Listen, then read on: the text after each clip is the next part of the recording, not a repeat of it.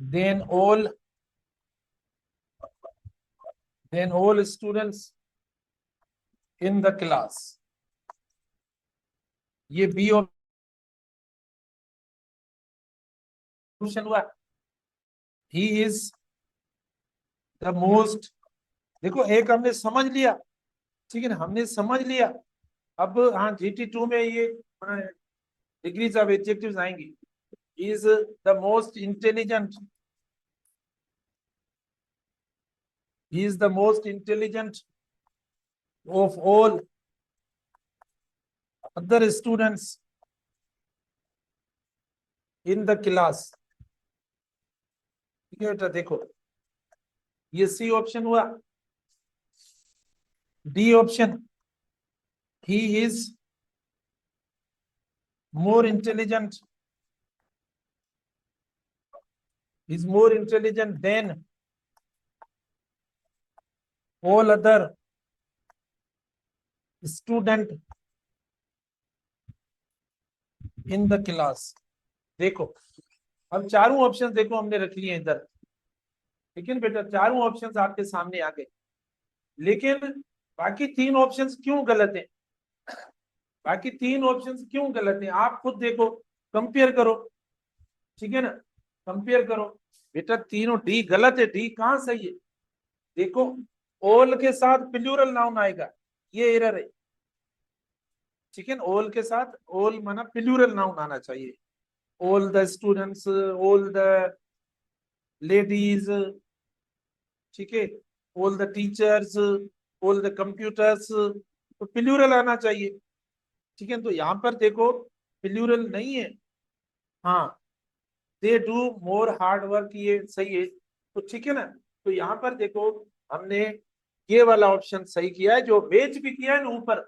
देखो स्ट्रक्चर के साथ मैच किया, सब्जेक्ट वर्ब वगैरह ये. अब देखते हैं सेकंड में कौन सी गलती है. बेटा सेकंड में गलती ये कि हमने अदर हटा दिया और क्लास के सारे स्टूडेंट से एक को कंपेयर किया है. तो जब तक आपका अदर नहीं होगा तो बी गलत है. इससे नहीं होगा डायरेक्ट कि आप एक को मेजोरिटी से कंपेयर कर लो. एक स्टूडेंट को आप सब स्टूडेंट्स के साथ कंपेयर कर रहे हो और कंपैरेटिव डिग्री नहीं, फिर सुपरलेटिव डिग्री लगनी चाहिए यहाँ. ठीक है, जब आप ज्यादा तादाद माना जो स्टूडेंट्स की है, ठीक है, तादाद ज्यादा होती है, उसके साथ जब एक को कंपेयर कर रहे हो, ये एक है ना, इससे एक को कंपेयर कर रहे हो ऑल से, तो यहाँ पर सुपरलेटिव डिग्री आनी चाहिए. हमने लगाई नहीं, जो कि गलत है. ठीक है ना. फिर सी में देखते हैं कौन सी गलती है. सी में पता है कौन सी गलती? सी में ये गलती है कि हमने अदर लगाकर और सुपरलेटिव डिग्री लगा दी. तो जब अदर आएगा तो सुपरलेटिव डिग्री नहीं आएगी. जब अदर आएगा तो सुपरलेटिव डिग्री नहीं आएगी. ठीक है ना. तो इसीलिए सी ऑप्शन गलत हो गया, क्योंकि हमने मतलब दे दिया अदर, दे दिया सुपरलेटिव. फिर हम डी ऑप्शन पे आते हैं. Is more intelligent then all other student. देखो ऑल अदर सही है, पूरा वहां से सही है, लेकिन ऑल अदर क्या होना चाहिए? ऑल अदर स्टूडेंट्स होना चाहिए, व्हिच इज नॉट गिवन और मेंशन्ड हियर. तो इसीलिए डी ऑप्शन भी गलत है. तो जो करेक्ट ऑप्शन हुआ है ना हमारा, वो ए ऑप्शन करेक्ट हुआ है. जो दुरुस्त ऑप्शन है ए ऑप्शन दुरुस्त. तो आप देखें प्लीज. ठीक है ना. तो इस तरीके से आपका होगा.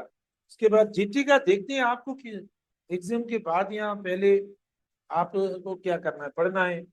या मुझे लग रहा है कि एग्जाम जो है ना, एनुअल एग्जाम की बहुत परेशानी है आप लोगों को. बाकी सही बात है, यानी पूरा साल पढ़ा है और उसका एग्जाम होने वाला है, तो मसला तो है एग्जाम पास करना, बहुत बड़ा मसला है. देख रहे हैं हम कि किस तरीके से एग्जाम होगा. हाँ, बहुत टेंस हो आप सब लोग एनुअल एग्जाम के हवाले से. नींद ही नहीं आती आपको. ठीक है ना, ये है बिल्कुल सही बात. अच्छा, उसके बाद देखो इसका एक और देता हूँ मैं, क्लियर करने, क्लियर कर.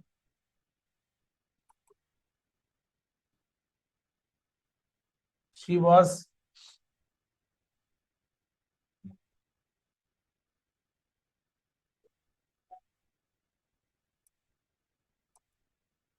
देखो अब, she was more obedient than, she was more obedient then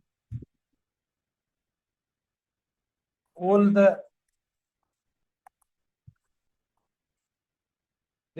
the children in her family. C option, she was more obedient. Okay, she was more obedient than all other children in her family. और फिर D option, शाबाश। बताओ, कुछ समझ में आ रहा है कि कौन सा करेक्ट ऑप्शन होगा? जबरदस्त, बेहतरीन। देखो, जल्दी जल्दी आप पिकअप करते जाएंगे तो हम भी जल्दी जल्दी चलते जाएंगे। अब आप इधर उधर के ऑप्शन देते हो मुझे, तो जाहिर है मुझे भी फिर रुकना पड़ता है। ठीक है ना बेटा? अब आप देखो इसमें कौन सी एरर है। ऑप्शन नंबर ए में, देखो ये एरर है। चाइल्ड का प्लूरल चिल्ड्रन होता है, चाइल्ड का प्लूरल चिल्ड्रन होता है, हमने चाइल्ड्स कर दिया, जो कि इनकरेक्ट है, जो कि मिस्टेक है, ऐसा होगा नहीं। फिर हम बी पे आते हैं। ठीक है, ऑल आपने लिखा है और कंपैरेटिव डिग्री दी है, नहीं होगा, क्योंकि कंपैरेटिव डिग्री ऑल के साथ, सिर्फ ऑल के साथ नहीं होगी। ऑल माना जब भी एक है ना, और एक तरफ आप एक रख रहे हो, ऑल माना ज्यादा। भाई एक तरफ आपने शी को रखा है और शी को कंपेयर किया है किसके साथ? ऑल के साथ, तो शी क्या हुई? एक हुई, ये एक होगी। और ऑल क्या हो गया? माना ऑल मेजोरिटी या ज्यादा। तो एक को ज्यादा से हम कंपेयर नहीं कर सकते कंपैरेटिव डिग्री से, कंपैरेटिव डिग्री से नहीं करेंगे। आपको इधर सुपरलेटिव डिग्री लगाएंगे तब सही होगा, तो हमने लगाई नहीं है, इसीलिए यानी ये देखो क्या हो गया, ऑप्शन आपका गलत हो गया इसकी वजह से। मतलब इधर आपने सिर्फ ऑल दिया है, ऑल। ऑल को क्या चाहिए? सुपरलेटिव, अगर सिर्फ ऑल है। फिर सी पे आते हैं, she was more opinion than all other. हाँ सही है, अदर आ गया, अदर आ गया। तो अदर जब वर्ड आता है तो आप पॉजिटिव कंपैरेटिव लगा सकते हो, पॉजिटिव कंपैरेटिव डिग्री लगा सकते हो अगर अदर आता है। तो ये सी है, लेकिन सुपरलेटिव नहीं लगा सकते, सुपरलेटिव बिल्कुल नहीं लगा सकते आप, यानी अदर के साथ, ये गलती होगी। फिर इसमें कौन सी गलती हुई कि डी ऑप्शन क्यों गलत हो गया? डी ऑप्शन हमारा इसीलिए गलत हो गया क्योंकि आपने सुपरलेटिव डिग्री के साथ, देखो ये सुपरलेटिव है, मोस्ट एविडेंट सुपरलेटिव, तो आपने सुपरलेटिव डिग्री के साथ अदर दे दिया, जो कि नहीं लगना चाहिए, इस वजह से गलती हुई। ठीक है ना? यहाँ पर ये आया, ये सही है कंपैरेटिव के साथ। ओल के साथ हम क्या लगाते हैं? ओल के साथ देखो ये सी डी, जो कि कंपैरेटिव डिग्री ओल के साथ नहीं है। इधर नाउन का, नाउन की एरर है, माना नाउन का प्लूरल हमने सही नहीं दिया है, ये एरर। ठीक है, तो ये आपका रूल नंबर 4 था जो आपने कर। अब रूल नंबर 5, कंपैरेटिव डिग्री का रूल नंबर 5, कंपैरेटिव डिग्री का रूल नंबर 5 पढ़े। सेम सेम है, कोई मसला नहीं। देखो, सब्जेक्ट इस्तेमाल करेंगे, सब्जेक्ट को क्या चाहिए? वर्ब चाहिए, वर्ब के बाद कंपैरेटिव डिग्री, कंपैरेटिव डिग्री को क्या चाहिए? कंपैरिजन के लिए देन चाहिए। देखो जब हम कंपैरिजन करते हैं, जब कंपेयर करते हैं दो चीजों को, तो देखो कंपैरेटिव डिग्री में दो चीजों के दरमियान जब कंपैरिजन का सेंस आता है तो वो हम देन से करते हैं। किससे करते हैं? देन से करते हैं। ठीक है, देन लगाएंगे तब कंपैरिजन होगी, देन इस्तेमाल करेंगे। देन के बाद देखो हम मोस्ट लगाएंगे, मोस्ट के बाद प्लस हम क्या लगाएंगे? अदर लगाएंगे, मोस्ट अदर। सेम स्ट्रक्चर है, देखो वहां पर हमने ऑल लिखा था, अब मोस्ट लिख लिया, फर्क ये, कोई फर्क। ठीक है ना? प्लस सेम सेम देखो, आप प्लूरल नाउन लिखेंगे, प्लूरल नाउन। फिर आगे अगर आप कुछ देना चाहते हो तो ठीक हो, ठीक है, नहीं तो मतलब गलत हो जाए। क्या है, अभी तक नींद पूरी नहीं हुई है? ठीक है ना? नींद करने के लिए हम मतलब आए इस दुनिया के अंदर, बस सोने के लिए। ठीक है, सोने का टाइम पड़ा है, भी पढ़े, मेहनत करें, कुछ बने, ठीक है। इस दुनिया के अंदर जो मतलब जो मेहनत करके कुछ आगे आएगा ना, तो वही एक अपना अपनी अच्छी जिंदगी गुजार सकेगा। लेकिन ये नींदें, लेजीनेस या मतलब बोरियत, ये जो थकन वगैरह, ये एक किस्म की बीमारी है। जिन भी इंसान जो भी, और ये एक एडिक्शन है मेरे हिसाब से, ये ड्रग्स से भी ज्यादा खतरनाक एडिक्शन है। ये आदत है किसी इंसान के अंदर, अगर वो इन चीजों का शिकार हो जाता है, मतलब बोरियत का, बस ये चीजें हो, आसाइश का, ऐसा खाना हो, ये हो वो हो, लेकिन मेहनत और काम अगर उसके अंदर ना हो। देखो आप ये मेहनत वाली लाइफ का देखो, बड़ी मेहनत वाली जो लाइफ है, वैसे भी जिंदगी में मेहनत तो है, लेकिन जो हमें एक कहीं तक पहुंचने जो मेहनत है, और सख्त जो मेहनत वाली जो लाइफ है, वो सख्त मेहनत वाला जो पीरियड है हमारी लाइफ का, वो बिल्कुल कम है, ज्यादा नहीं है। वो गुजर जाएगा, पता ही नहीं पड़ेगा। और अब आपकी एज ऐसी है, और आप इतने एनर्जाइज्ड हो कि इसमें अगर आप मेहनत करें आपको पता ही नहीं पड़ेगा। लेकिन जो लाइफ आएगी, अगर आपने मेहनत नहीं की, तो वो लाइफ आपके लिए बर्डन बन जाएगी। अगर आपने मेहनत नहीं की और आप कुछ ना बने, तो फिर आपके लिए वो, क्योंकि वो जो लाइफ होगी ना, उसमें जाहिर है सब कुछ जो है स्टॉप हो जाएगा। मेरे कहने का मकसद कि जो अचीवमेंट्स की भी एज होती है, एक सिलसिला।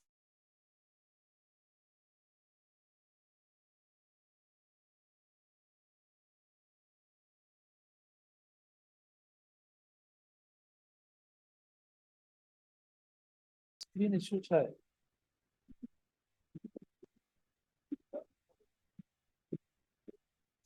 ठीक है बेटा।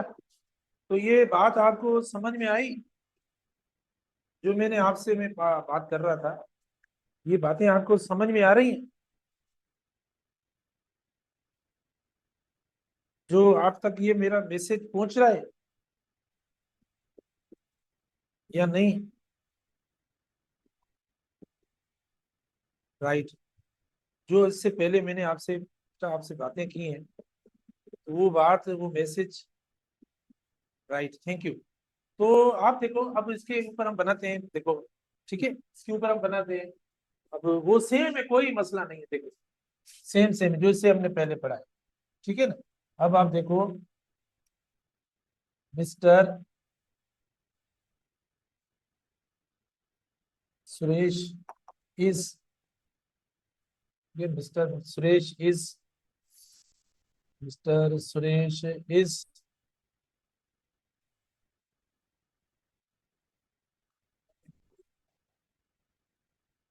मोर ऑनेस्ट देन मोस्ट अदर। देखो, mister Suresh is more honest than most other, most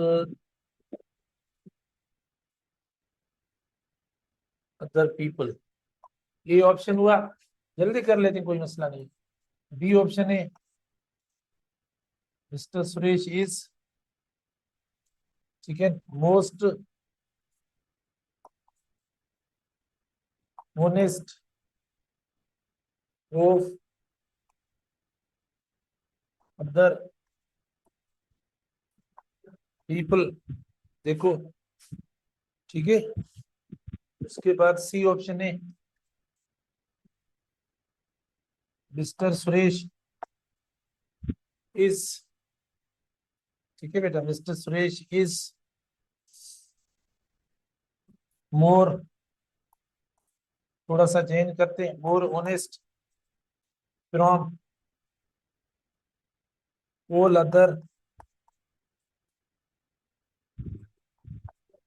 people, ठीक है। उसके बाद डी ऑप्शन है, mister Suresh, okay, is honest than most most other. बेटा देखो, अब बताओ, शाबाश, कौन सा ऑप्शन सही हुआ? वेरी गुड, नाइस, ठीक है, वेरी गुड। ए ऑप्शन सही है, बिल्कुल ए ऑप्शन सही है। ठीक है ना, ए ऑप्शन जो है ना सही है आपका। Mister Suresh is more honest than most other people, क्योंकि मोर ऑनेस्ट है, कंपैरेटिव डिग्री है, और अदर लिखा हुआ है तो हम ये देंगे। बाकी में देखो भाई सुपरलेटिव है, लेकिन ये आ गया तो इसीलिए गलती हो गई, अदर ये इनकी मैचिंग नहीं हो रही। अच्छा ये देखो देन हम इस्तेमाल करेंगे, फ्रॉम हम इस्तेमाल नहीं करेंगे। ठीक है ना, फ्रॉम इस्तेमाल। अच्छा फिर देखो पॉजिटिव डिग्री है, ये पॉजिटिव डिग्री है, फिर हमने देन लगा लिया, देखो इनकी आपस में मैचिंग नहीं है, इनका इसकी वजह से ये गलत हो रहा है। तो हमारा ए ऑप्शन जो है वो बिल्कुल राइट ऑप्शन है। और इधर देखो और है, यानी फिर हमने गलत है, राइट है। तो देखो इस तरीके से हम इस्तेमाल करेंगे। अच्छा उसके बाद आगे और है बेटा, कुछ ऐसे होते हैं जो लेटिन एडजेक्टिव्स होते हैं। देखो लेटिन एडजेक्टिव्स होते हैं, लेटिन एडजेक्टिव्स होते हैं। जैसे कुछ तो एडजेक्टिव्स ऐसे होते हैं, ठीक है ना, यानी जैसे हमने उनकी कंपैरेटिव डिग्री जो है ना बना ली, यानी जैसे गुड हुआ तो बेटर किया, बेस्ट किया, या स्मॉल हुआ तो स्मॉलर स्मॉलेस्ट किया। लेकिन ये ऐसे एडजेक्टिव्स हैं मतलब जो एक्सेप्शनली थोड़ा थोड़ा डिफरेंट कॉन्सेप्ट रखते हैं कंपैरेटिव और कंपैरेटिव डिग्रीज के अंदर। ना इनका पॉजिटिव है ना बेटा इनका सुपरलेटिव। ये जो एडजेक्टिव्स हैं, देखो जैसे ये जो वर्ड्स है ना, ठीक है ना, ये कंपैरेटिव डिग्रीज। देखो ये कंपैरेटिव मतलब यूज इनका जो होता है वो कंपैरेटिव डिग्रीज में होता है। ये ना पॉजिटिव इनका होता है ना इनका सुपरलेटिव होता है, ये कंपैरेटिव डिग्रीज में होते हैं। जैसे सीनियर हो गया, ठीक है ना बेटा, जैसे आप देखो जूनियर हो गया, या इंफीरियर हो गया, या सुपीरियर हो गया। ठीक है ना, मतलब ये जो ऐसे एडजेक्टिव्स हैं, तो इन एडजेक्टिव्स को हम मतलब डायरेक्टली क्या कहते हैं, यानी कंपैरेटिव डिग्रीज में कहते हैं। ठीक है ना, ये कंपैरेटिव डिग्रीज में होते हैं। ठीक है, डायरेक्टली ये कंपैरेटिव डिग्रीज में होते हैं। तो आप ऐसा ना करें कि मतलब ये पहले से कंपैरेटिव डिग्री है, तो आपने अगर इनके साथ यानी मोर लगाया तो ये डबल कंपैरेटिव हो जाएगा, यानी ये नहीं हो, मतलब गलत नहीं है। ये ऐसा हुआ कि अगर जैसे बेटर आप लिखते हो, बेटर कौन सी डिग्री है बताओ, बेटर कौन सी है बेटा, कंपैरेटिव है। तो आप अगेन अगर इसके साथ ये मोर लगाते हो, मोर बेटर, तो देखो ये गलत हो जाएगा, नहीं लगा सकते। अच्छा हम कंपैरेटिव डिग्री के साथ क्या करते हैं, कंपैरेटिव डिग्री के साथ सुपरलेटिव नहीं बनाते। जैसे आप नहीं लिखेंगे, देखो मोस्ट सीनियर आप नहीं लिखेंगे इसके साथ, यानी गलत हो जाएगा, क्योंकि सुपरलेटिव कंपैरेटिव के साथ नहीं लगाते। जैसे आपके पास देखो बेटर है, तो आप ऐसा थोड़ी लिखेंगे मोस्ट बेटर, बल्कि आप पेस्ट कर देंगे, वो सही हो जाएगा। ठीक है ना, तो ये देखो गलत हो गई। इस तरीके से ये जो एडजेक्टिव्स हैं ना आपके कंपैरेटिव डिग्रीज वाले एडजेक्टिव्स, बेटा ये जो है ये कंपैरेटिव वाले हैं। इनके साथ देखो, इनके साथ प्रीपोजिशन टू लगता है, देन कभी नहीं लगता। जब आप कंपैरिजन करेंगे देन मत लगन, इनके साथ क्या लगता है, टू लगता है, इनके साथ टू लगता है, देन कभी नहीं लगेगा। अगर आपने देन इस्तेमाल किया ना तो ये गलत हो जाएगा।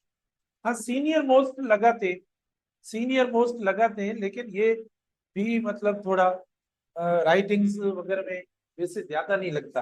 अब मैं आपको ऑप्शंस देता हूं, आप समझ लें। देखो he is, he is sorry बेटा, मैं आपको ऑप्शन देता हूं। He is senior, he senior than me, A option हुआ। बी ऑप्शन देखना,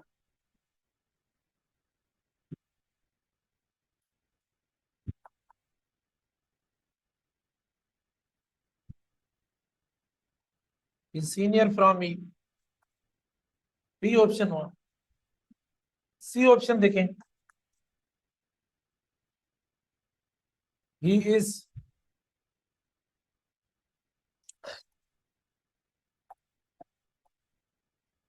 is more senior to me,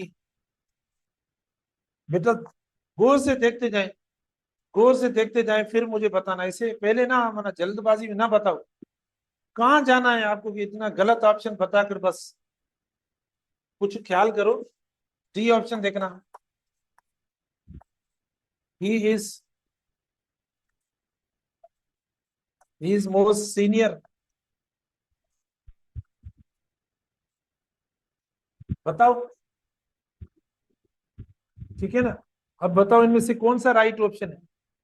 देखो ए ऑप्शन है he is senior than me, B option है he is senior from me, C option है is more senior to me, ठीक है। D option है is more senior from मी।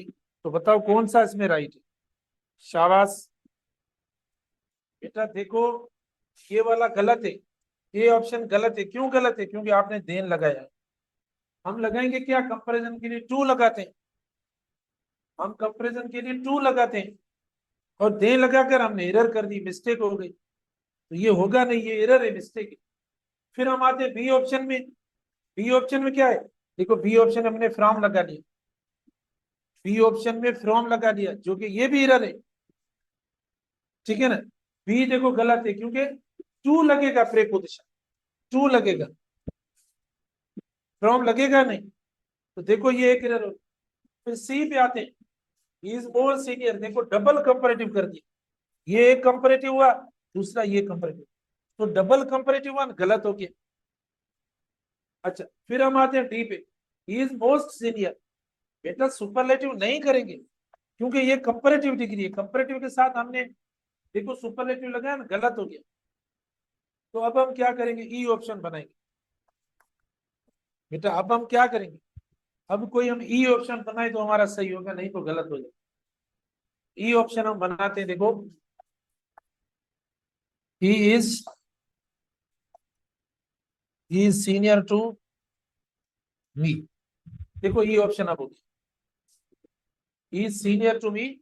अब ये right या करेक्ट ऑप्शन, ई ऑप्शन आपका राइट। लेकिन बाकी जो भी ऑप्शन है ना, वो सारे बेटा गलत है, ठीक है। सारे ऑप्शन आपके गलत है। इसीलिए गलत है क्योंकि फ्रॉम इनके साथ नहीं लगता, वरना ये सुपरलेटिव होते नहीं है। देन इनके साथ नहीं लगता, डबल कंपैरेटिव ये नहीं होता।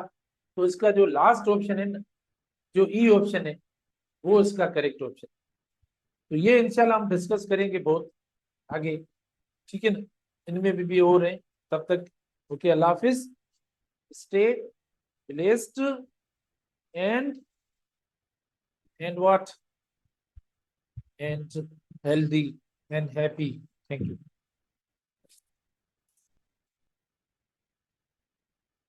Dynamic terms.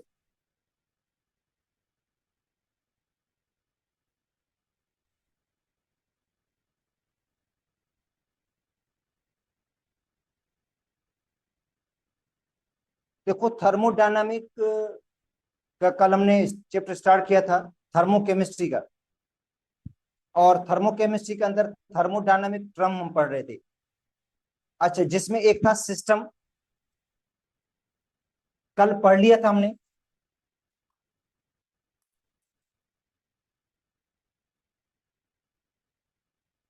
और दूसरा था सराउंडिंग।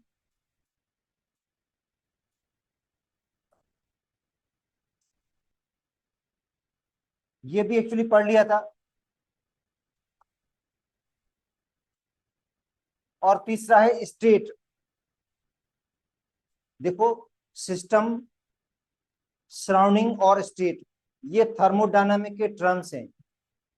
अच्छा, तो सिस्टम है the portion of universe which is under observation, which is used for practical purpose। Suppose करते हैं एक रिएक्शन फ्लास्क है, ये लेबोरेटरी के अंदर प्रैक्टिकल कर रहे हैं। जिंक प्लस हाइड्रोक्लोरिक एसिड, इनको हमने मिला दिया आपस में, मतलब जिंक और हाइड्रोक्लोरिक एसिड का रिएक्शन हो रहा है। तो जिन कंपाउंड्स के अंदर रिएक्शन हो रहा है, जिन केमिकल के ऊपर हम तजुर्बा कर रहे हैं, उनको हम कहेंगे सिस्टम। तो ये जो केमिकल्स है हमारे, इन केमिकल्स को हम कहेंगे सिस्टम है। ये केमिकल हमारे सिस्टम है। कल आपको मैंने बताया था ईस्टर और वाटर का। ईस्टर और वाटर, अगर ईस्टर और वाटर को मिलाएंगे तो उनको भी क्या कहेंगे, सिस्टम। जिंक और हाइड्रोक्लोरिक एसिड, उसको हम रिएक्शन करा रहे हैं तो वो भी क्या होगा, सिस्टम होगा। अगर हम पानी को बॉयल कर रहे हैं तो वाटर क्या होगा, जो रिएक्शन फ्लास्क के अंदर वाटर है वो क्या होगा, सिस्टम होगा।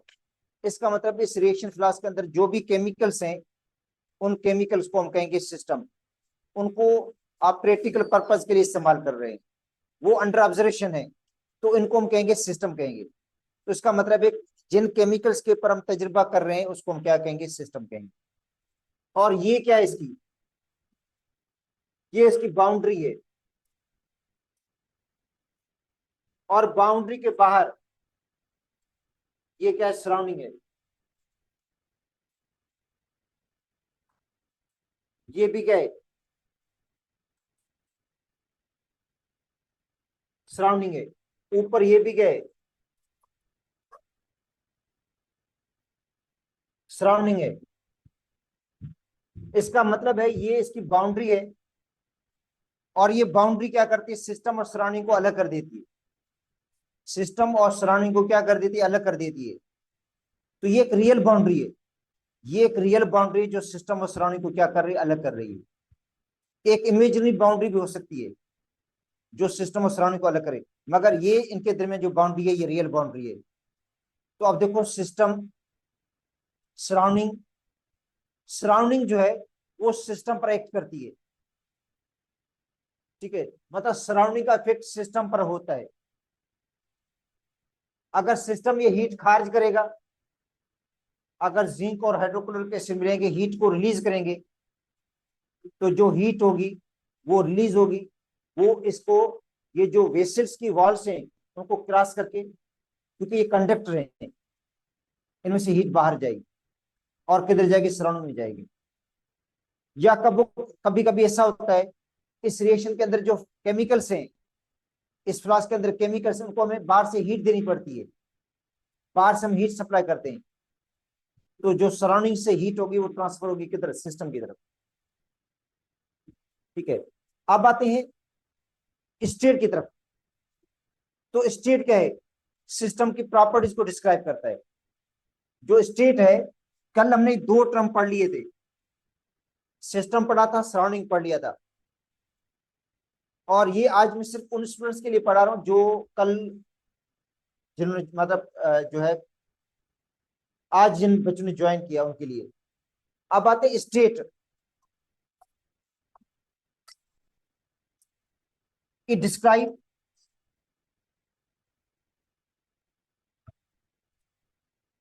the properties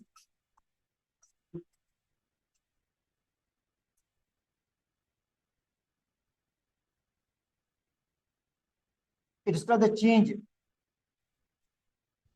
in properties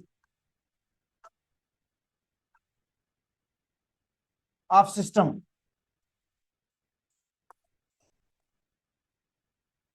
मतलब जो स्टेट है वो सिस्टम की प्रॉपर्टीज में जो चेंज आती है उसको डिस्क्राइब करता है। अब देखो कभी कभी ऐसा होता है वॉल्यूम में चेंज आ जाती है, वॉल्यूम बढ़ जाता है सिस्टम का, या वॉल्यूम कम हो जाता है। कभी ऐसा होता है कि प्रेशर में चेंज आ जाती है, और सिस्टम की जो और प्रॉपर्टीज हैं, इंटरनल एनर्जी है उसके अंदर चेंजिंग आ जाती है, एंथैल्पी में चेंजिंग आ जाती है। मतलब जितनी भी सिस्टम की प्रॉपर्टीज हैं उनके अंदर जो चेंज आती है, उनमें जो तब्दीली आती है, उसको डिस्क्राइब करता है स्टेट। अच्छा, स्टेट दो होती है, एक होती है इनिशियल स्टेट। इनिशियल स्टेट से मुराद ये कि जब कोई एक्सपेरिमेंट करने जा रहे हैं हम, और एक्सपेरिमेंट करने से पहले जितने भी सिस्टम की प्रॉपर्टीज हैं उनको हम मालूम करना चाहते हैं कि भाई एक्सपेरिमेंट स्टार्ट करने से सिस्टम का वॉल्यूम क्या है, इनिशियल वॉल्यूम कितना है, एक्सपेरिमेंट स्टार्ट करने से पहले सिस्टम का प्रेशर कितना है, सिस्टम की इंटरनल एनर्जी कितनी है। मतलब सिस्टम की जितनी प्रॉपर्टीज हैं उनको हमने डिटरमाइन करना है, मालूम करना है इनिशियल स्टेट में। और जब एक्सपेरिमेंट कंप्लीट करने जाएंगे हम, मतलब हमारा एक्सपेरिमेंट कंप्लीट हो गया, कंप्लीट होने के बाद हम देखेंगे उसमें क्या तब्दीली आई है, उसकी फाइनल स्टेट को मालूम करेंगे, फाइनल वॉल्यूम देखेंगे, नोट करेंगे, फाइनल प्रेशर नोट करेंगे, फाइनल इंटरनल एनर्जी नोट करेंगे, एंथैल्पी है, जितनी भी सिस्टम की प्रॉपर्टीज हैं उनको हमने क्या करना है, नोट करना है, ताकि पता चलेगा इसमें क्या तब्दीली आई है, सिस्टम की प्रॉपर्टीज में कितनी चेंज आई है, और चेंज को जो डिस्क्राइब करता है वो स्टेट डिस्क्राइब करता है। तो जो स्टेट है वो डिस्क्राइब करता है change in the properties of the system. अब एक कहता है initial state,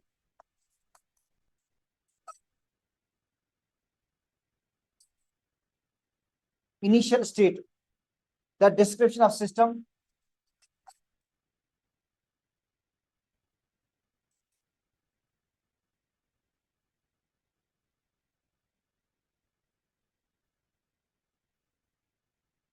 before any change,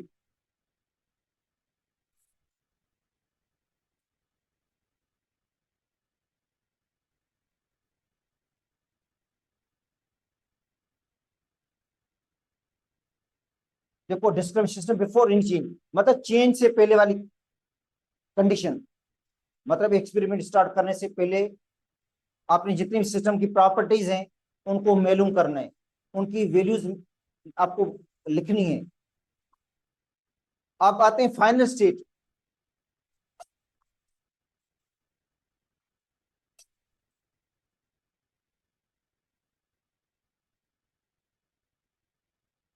the description of system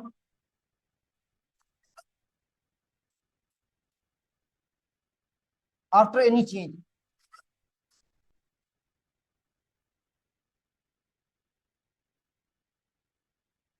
after any change इसका मतलब है जब एक्सपेरिमेंट हम कंप्लीट करेंगे तो दोबारा सिस्टम की प्रॉपर्टीज को देखेंगे, वॉल्यूम को, टेम्परेचर को, प्रेशर को चेक करेंगे कि उनमें क्या तब्दीली आई है,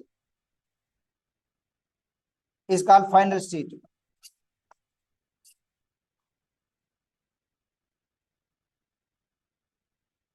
the change in state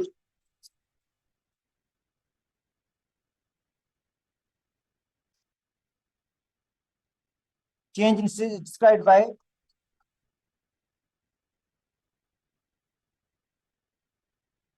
comparing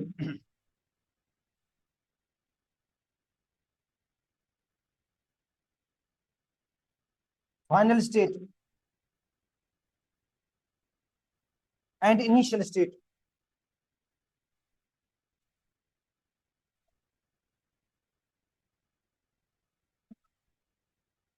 suppose करते हैं चेंज इन टेम्परेचर मालूम करना चाहते हैं, चेंज इन टेम्परेचर, ये चेंज के लिए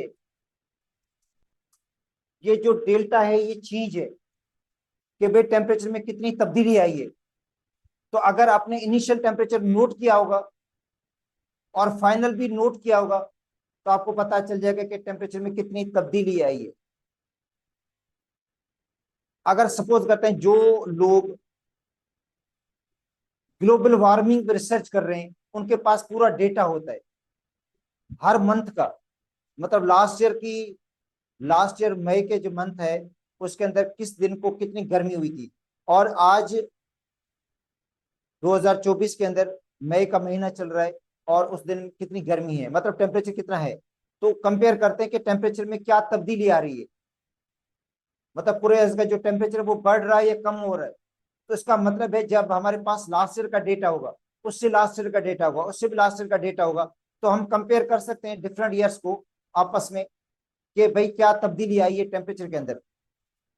तो इसमें भी यही है, सपोज करते हैं आप सिस्टम पर आप कोई रिसर्च कर रहे हो, तो सिस्टम का अगर आपके पास इनिशियल टेम्परेचर नोट है और फाइनल टेम्परेचर भी नोट है तो आपको पता चल जाएगा कि सिस्टम में क्या तब्दीली आई है। तो जिसको हम कहेंगे delta T, change in temperature, change in temperature कैसे निकालेंगे, T2 final temperature minus T1 initial temperature. कि भाई फाइनल में से इनिशियल क्या करेंगे, माइनस करेंगे, कि देखेंगे सिस्टम का टेम्परेचर तजुर्बे के बाद बढ़ा है या कम हुआ, मतलब एक्सपेरिमेंट करने के बाद जो सिस्टम का टेम्परेचर है वो कितना राइज हुआ, कितना चेंज हुआ है, उसमें क्या तब्दीली आई है। अच्छा, एसिड चेंज इन वॉल्यूम,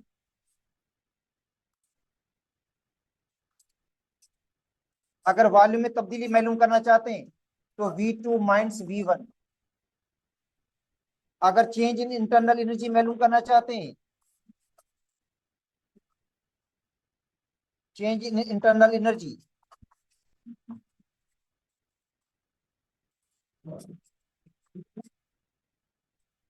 तो E2 माइनस E1 करना पड़ेगा, फाइनल माइनस इनिशियल।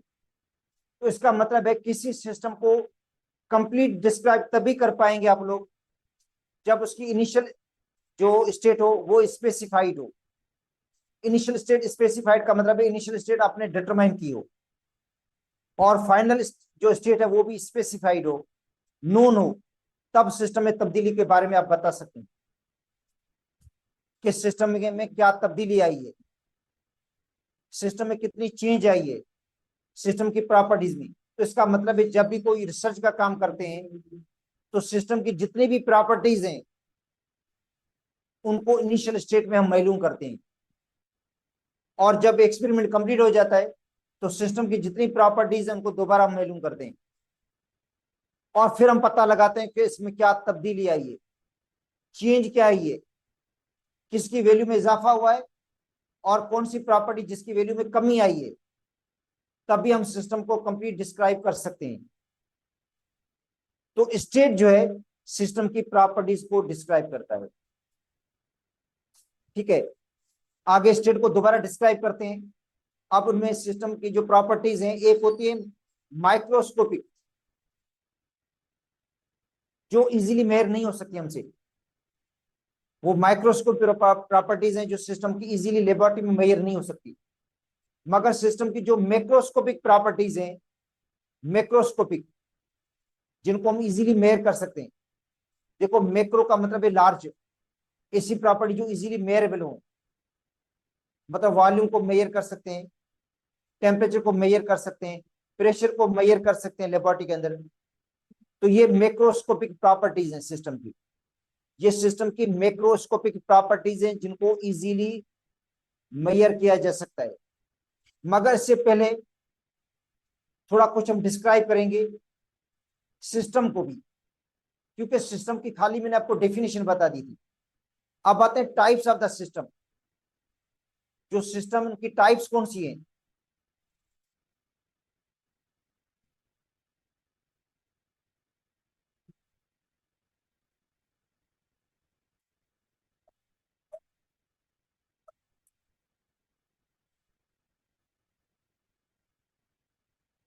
ठीक है, देखो सिस्टम की टाइप्स हैं। एक होता है ओपन सिस्टम।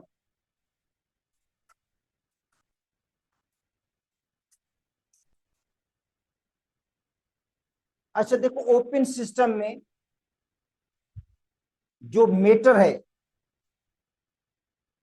ठीक है, वो एक्सचेंज होता है सराउंडिंग से, और सिस्टम को हम हीट भी सप्लाई करते हैं। आप देखो ये, ठीक है, सपोज कहते हैं बीकर है, इसके अंदर वाटर है,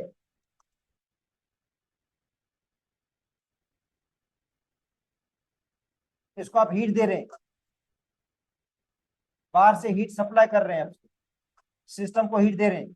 इसका मतलब है सराउंडिंग से हीट की एक्सचेंज हो रही है सिस्टम के अंदर। ये सिस्टम है ये,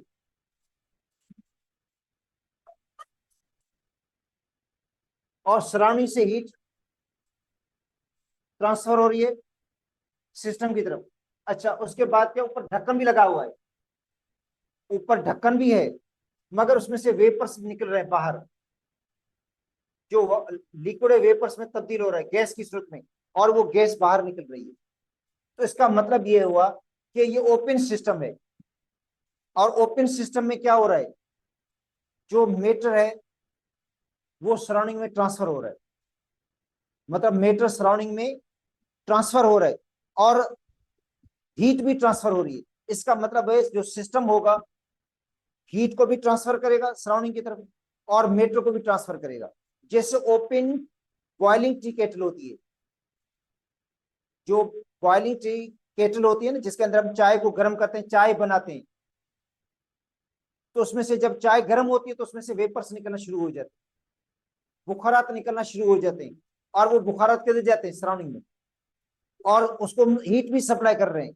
या घर में जो हम खाना पकाते हैं, खाना पकाते हैं तो ऊपर ढक्कन लगा होता है, कंटेनर होता है उसके अंदर जिसमें चावल वगैरह पकते हैं, सालन पकता है, ऊपर ढक्कन होता है, और वो ढक्कन में से वेपर्स बाहर निकल रहे होते हैं easily.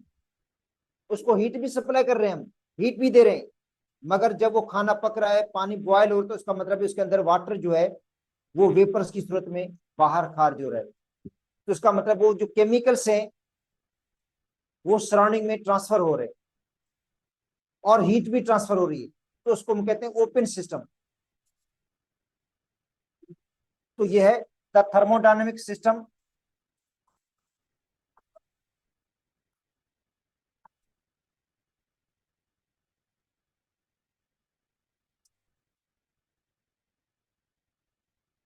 which transfer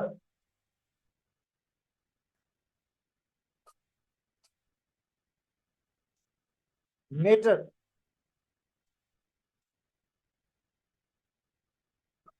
and heat with surrounding।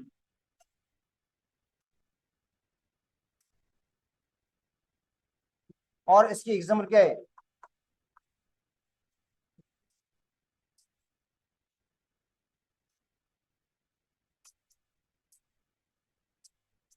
Boiling T kettle जो है, बॉइलिंग टी केटल का मतलब है जिस केटल के अंदर हम चाय बना रहे हैं, ठीक है, उसमें से वेपर्स निकल रहे हैं। या घर में जो खाना पकता है ओपन कंटेनर के अंदर, जो ओपन कंटेनर उसमें से वेपर्स बाहर निकल रहे होते हैं, तो इसका मतलब है हीट भी ट्रांसफर हो रही है, सराउंडिंग से हीट ट्रांसफर हो रही है किधर? सिस्टम की तरफ। या सिस्टम हीट खारिज भी कर सकता है सराउंडिंग की तरफ, क्योंकि जब हम वो चीज पक गई है, उसको नीचे उतार लिया है, उसके बाद वो क्या होता है, आस्ता आस्ता ठंडी होने लग जाती है। चावल पक गए, सालन पक गया, तो वो उसी टाइम जब पके वो तो गर्म है, उसके बाद वो हीट को क्या कर देते हैं, सराउंडिंग की तरफ रिलीज भी कर देते हैं, और साथ साथ उसमें से जो वेपर्स हैं वो भी निकल रहे होते हैं। तो इसका मतलब है ओपन सिस्टम में जो हीट होती है वो इजीली ट्रांसफर हो जाती है सराउंडिंग टू सिस्टम, या सिस्टम सराउंडिंग, और जो मीटर है वो भी इजीली क्या हो जाता है, ट्रांसफर हो जाता है। तो उसको हम कहते हैं ओपन सिस्टम। तो ओपन सिस्टम जो होता है उसकी जो वॉल्स होती हैं वो सील्ड नहीं होती है, जो सिस्टम की वॉल्स हैं वो सील्ड नहीं है, और दूसरा इंसुलेटेड भी नहीं है। जो सिस्टम की वॉल्स हैं वो सील्ड नहीं है, ओपन है, और इंसुलेटेड भी नहीं है। इंसुलेटेड का मतलब है उसमें से हीट भी इजीली ट्रांसफर हो जाती है। अगर इंसुलेटेड होती, ठीक है, इंसुलेटेड होती, सील्ड होती, तो इसका मतलब है मेटर ट्रांसफर नहीं होता, मगर ये ओपन होती इसलिए जैसे मेटर ट्रांसफर हो जाता है। अब आते हैं दूसरा होता है close system.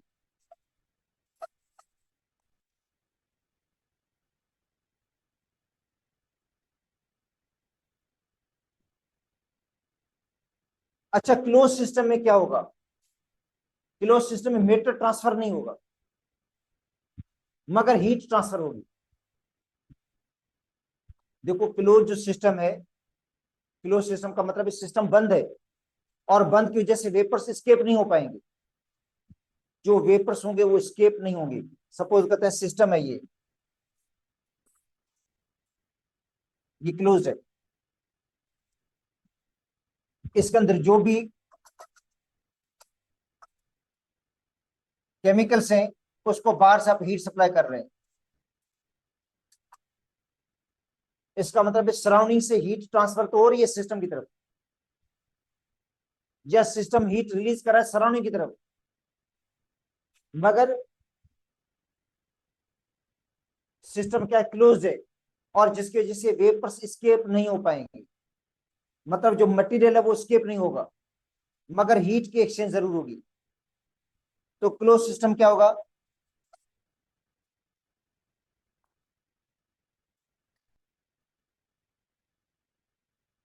Thermodynamic system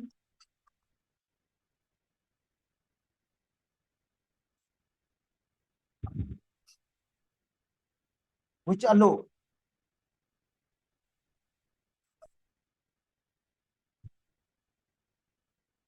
the transfer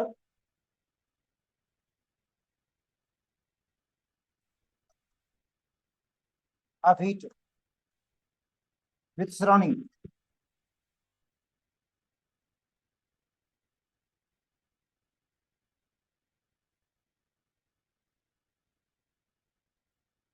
But not metal.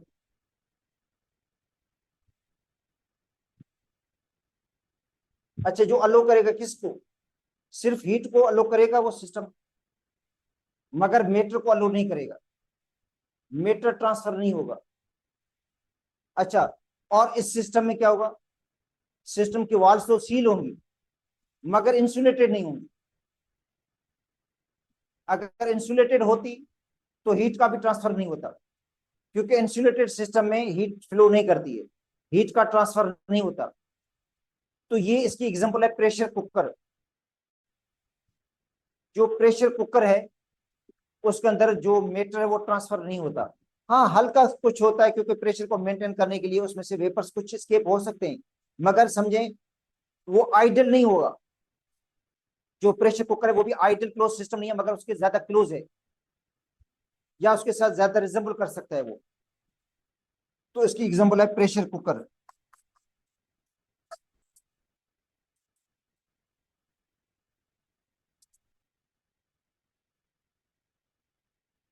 और प्रेशर कुकर जो होता है वो मेटर को ट्रांसफर नहीं करता।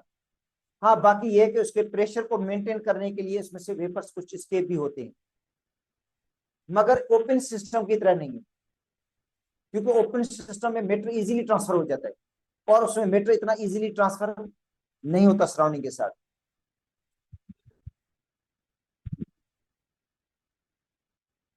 तीसरा होता है इंसुलेटेड सिस्टम।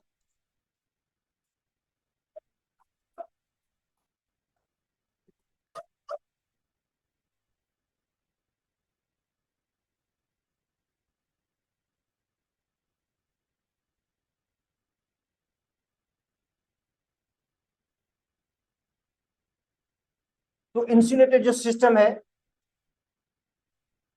अच्छा, ना तो हीट को ट्रांसफर करता है और ना मेटर को ट्रांसफर करेगा।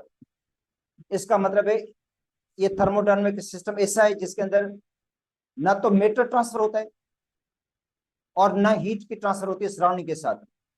थर्मोफ्लास्क, थर्मो जो फ्लास्क होता है उसके अंदर देखो चाय जो हम रखते हैं, चाय गर्म है तो गर्म की गर्म पड़ी होती है, क्योंकि वो हीट को ट्रांसफर, उसमें से जो हीट है वो रिलीज नहीं होती सराउंडिंग की तरफ।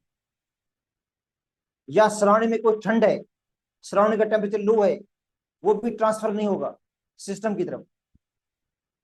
तो इसका मतलब उसके अंदर जो ना तो मेटर की ट्रांसफरेंस होती है और ना हीट ट्रांसफर होती है।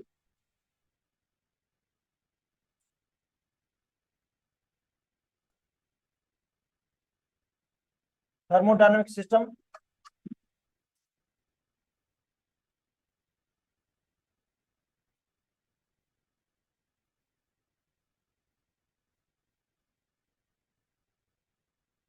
जो अलो नहीं करता है।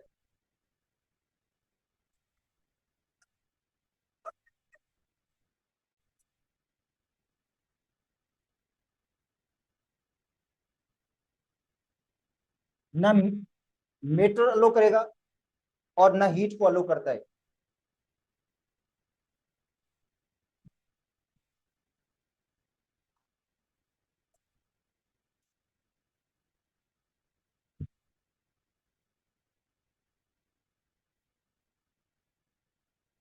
अच्छा, इसकी एग्जांपल है थर्मोफ्लास्क।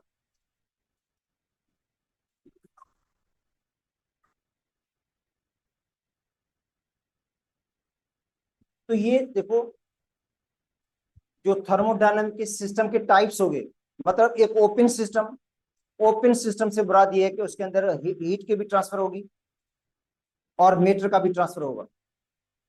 क्लोज सिस्टम में मेटर ट्रांसफर नहीं होगा मगर हीट की ट्रांसफर होगी। अब होते हैं इंसुलेटेड सिस्टम। इंसुलेटेड सिस्टम जो होता है सील भी होता है और इंसुलेटेड उसकी वाल्स होती है, और इंसुलेटेड वाल्स की वजह से ना तो हीट ट्रांसफर होती है और ना मेटर ही ट्रांसफर होता है थर्मोफ्लास्क। अच्छा, तो ये हो गया थर्मो की सिस्टम की टाइप्स। अब आते हैं वापस हम स्टेट की तरफ आते हैं। तो स्टेट में हमने पढ़ा था macroscopic properties of system.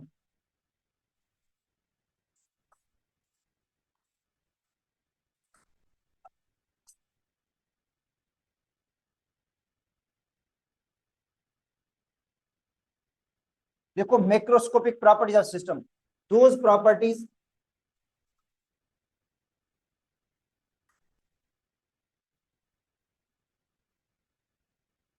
Of system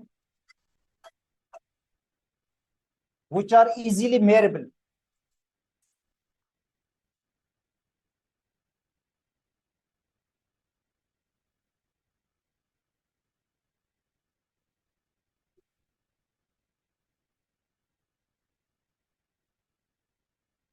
जिनको हम इजीली मेयर कर सकते हो। एग्जाम्पल वॉल्यूम, वॉल्यूम को हम इजीली मेयर कर सकते हैं। प्रेशर, ये भी मेयरेबल है। टेम्परेचर, इसको भी मेयर कर सकते हैं। कंपोजिशन, जो मेटर की कंपोजिशन है वो भी इजीली मेयरेबल है एक्सपेरिमेंट के थ्रू। तो ये मैक्रोस्कोपिक प्रॉपर्टीज हैं। अच्छा, macroscopic properties of system are divided into two types.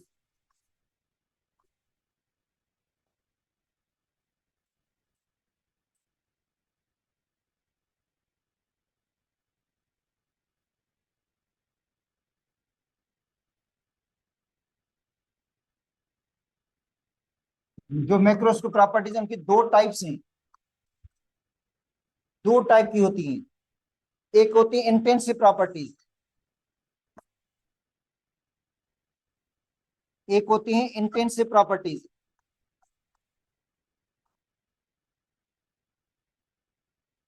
देखो एक इंटेंसिव प्रॉपर्टीज है। अच्छा, दूसरी होती है एक्सटेंसिव प्रॉपर्टीज।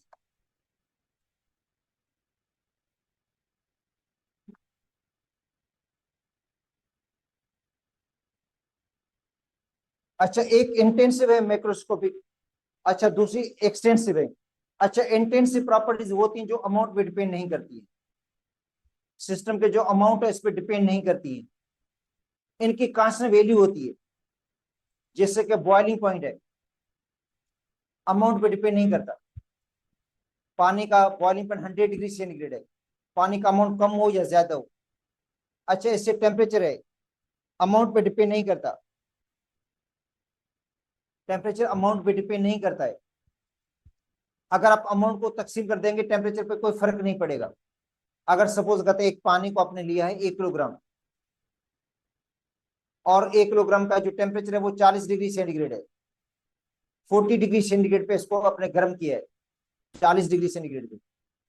उसको दो अलग अलग बर्तन के अंदर डाल दें, दो अलग अलग बर्तन के अंदर उसको डाल दें, आधा किलो एक के अंदर, आधा किलो दूसरे के अंदर, मगर उसका टेम्परेचर 40 रहेगा। अगर उसको तीन बर्तनों के अंदर डाल देंगे फिर भी इसका टेम्परेचर 40 ही रहेगा, क्योंकि ये इंटेंसिव प्रॉपर्टी है, अमाउंट पे डिपेंड नहीं करती। इससे बॉइलिंग पॉइंट है, पानी ज्यादा होगा तो भी 100 पे बॉयल होगा, कम होगा तो भी 100 पे बॉयल होगा। इससे मेल्टिंग पॉइंट है, डेंसी है। ये इंटेंसिव प्रॉपर्टीज हैं जो अमाउंट पे डिपेंड नहीं करती।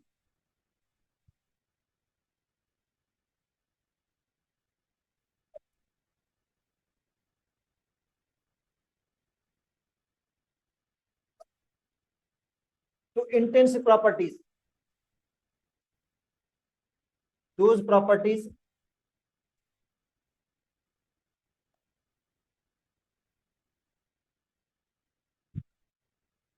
which do not depend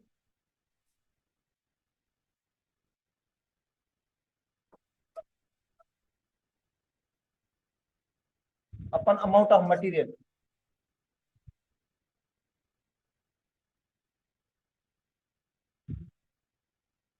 जो अमाउंट ऑफ मटेरियल डिपेंड न करें, अमाउंट से इंडिपेंडेंट हो, अमाउंट को बढ़ाएं या कम कर दें उन पर कोई फर्क ना पड़े, तो उनको हम कहते हैं intensive property. Example,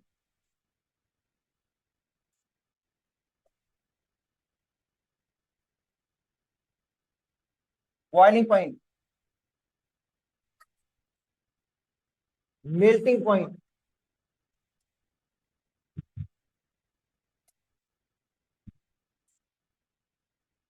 viscosity,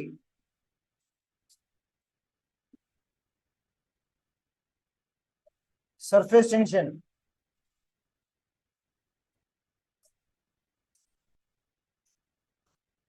Tennessee,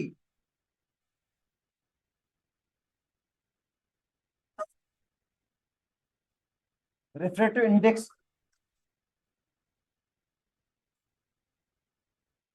refractive index, refractive index का मतलब है जिस तरह सनलाइट से जो रोशनी आती है वो स्ट्रेट लाइन में आती है, जब वाटर में से पास होगी तो वो टेढ़ी हो जाती है, मुड़ जाती है, मोड़ के एंगल बनती है, जिसको रिफ्रैक्टिव इंडेक्स बोलते हैं।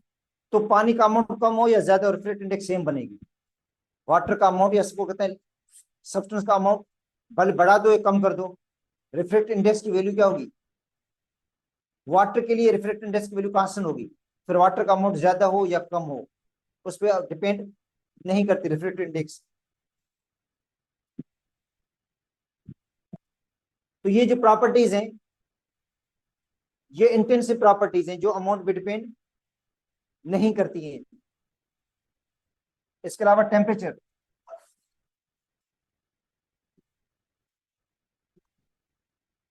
वेपर प्रेशर,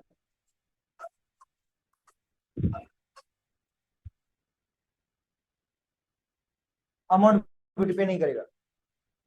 अब आते हैं extensive properties.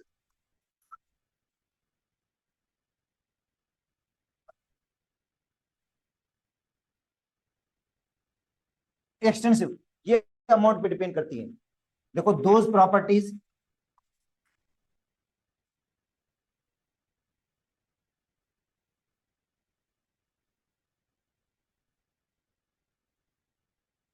which depend upon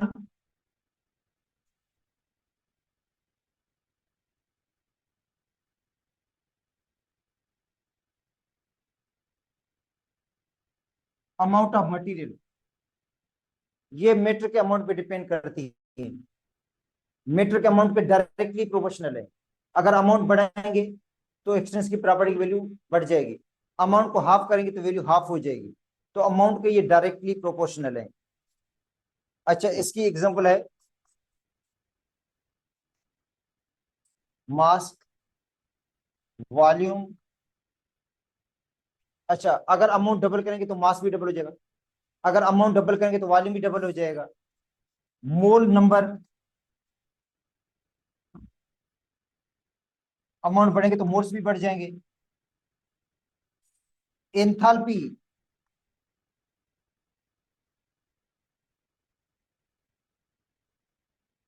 enthalpy तो ये थर्मल चेंज होती है एट कांस्टेंट प्रेशर, ये भी अमाउंट पे डिपेंड करती है एंथैल्पी। ये आगे हम टर्म्स पढ़ेंगे। इंटरनल एनर्जी, जो इंटरनल एनर्जी है, जितने भी सिस्टम की एनर्जीज हैं सबका सम, जिसको हम कहते हैं इंटरनल एनर्जी। तो इंटरनल एनर्जी भी एक्सटेंसिव प्रॉपर्टी है। और Gibbs free energy,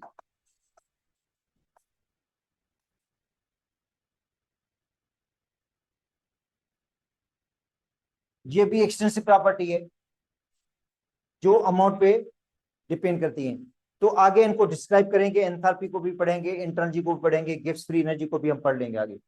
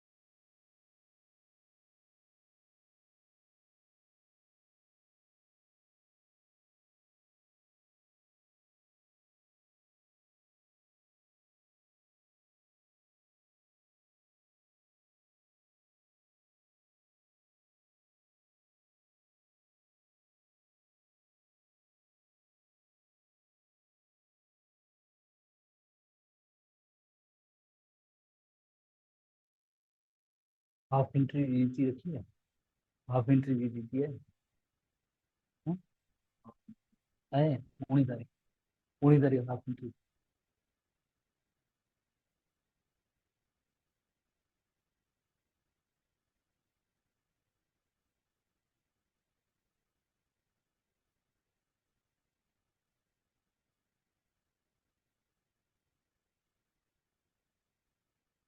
good morning students. आपकी जीटी एक हुई है, उसमें बायो का सेक्शन नहीं था, तो कोर्स इतना कवर नहीं हुआ था। अब जो हम कोशिश करेंगे कि ये जो जीटी इनकी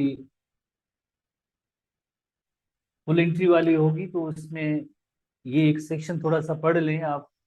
जो 18 मई तक हम जो पढ़ेंगे उसको इंक्लूड कर देंगे आपकी जीटी के हवाले से, ठीक है ना। तो जीटी बाकी सब्जेक्ट की अगर होती है नहीं होती है, एटलीस्ट आप जो बायो की जीटी आप दे दे उसके अंदर। तो सेक्शन उसमें नहीं हुआ था, ये टेस्ट भी हो जाएगी आपकी, ठीक है ना। एक जब तक जब मीन्स 18 मई तक जो हम पढ़ेंगे, 18 मई तक, 18 मई तक जो टॉपिक होंगे, 18 मई तक जो टॉपिक कवर करेंगे बायो मालिक्यूल की, वो टेस्ट में इंक्लूड होगा। और टेस्ट में सिर्फ एसटीबी बुक जो आपके हाथ में पड़ा है उसी के क्वेश्चन होंगे। सिलेक्टेड टॉपिक जो पीएमसी के सिलेबस है उसके अकॉर्डिंगली, यानी जो हम पढ़ रहे हैं वही टॉपिक्स होंगे, जो हम पढ़ रहे हैं वही टॉपिक्स। 18 मई तक जो टॉपिक्स करेंगे कवर, वो जीटी का सिलेबस होगा, वो जीटी का सिलेबस होगा। तो प्रीवियस क्लासेस में आई थिंक हमने ये जो है बॉन्डिंग के बारे में पढ़ा था। ये सब चीजें आई थिंक हो चुकी थी, हमने पढ़ी थी। थोड़ा सा रिकॉल भी कर लें, जैसे माल्टोस है तो ग्लूकोज प्लस ग्लूकोज माल्टोस बनता है, और यहाँ पे जो बॉन्ड होता है वो अल्फा 1,4 ग्लाइकोसाइडिक बॉन्ड होगा। लैक्टोज जो है ग्लूकोज प्लस गैलेक्टोज की कॉम्बिनेशन से बनता है, तो उसके अंदर बीटा 1,4 ग्लाइकोसाइडिक बॉन्ड और लिंकेज होगी। सक्रोज है वो, उसमें अल्फा 1 बीटा 2 ग्लाइकोसाइडिक बॉन्ड और लिंकेज होगी। अमाइलोपेक्टिन जो है एक्चुअली ये डाइसेक्राइड नहीं है, ये 3 डाइसेक्राइड है। माल्टोज है, लैक्टोज है और सक्रोज, ये तीनों जो डाइसेक्राइड है, ये तीन।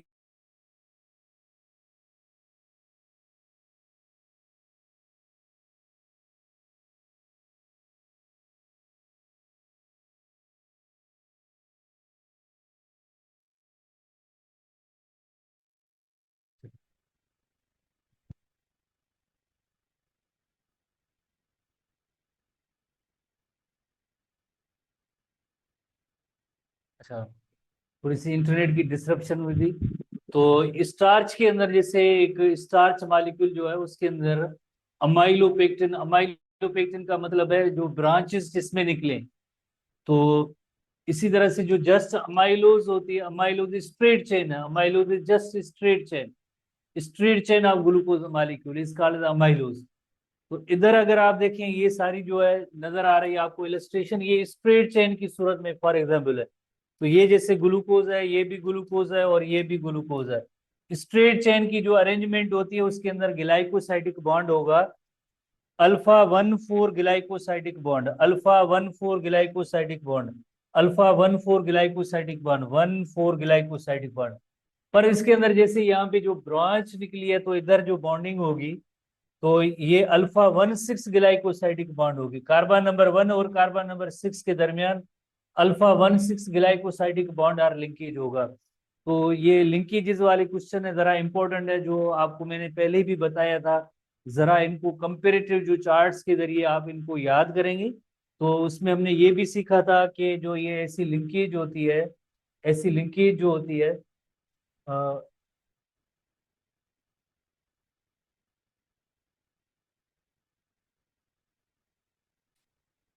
उसका एक कंपेरेटिव चार्ट है। तो माल्टोज के दरमियान जैसे कौन कौन सी लिंकेजेस या बॉन्डिंग होगी, कौन कौन सी लिंकेज या बॉन्ड होगा माल्टोज के दरमियान, जो हमने माल्टोज, लैक्टोज और सक्रोज, ये सब डाइसेक्राइड है।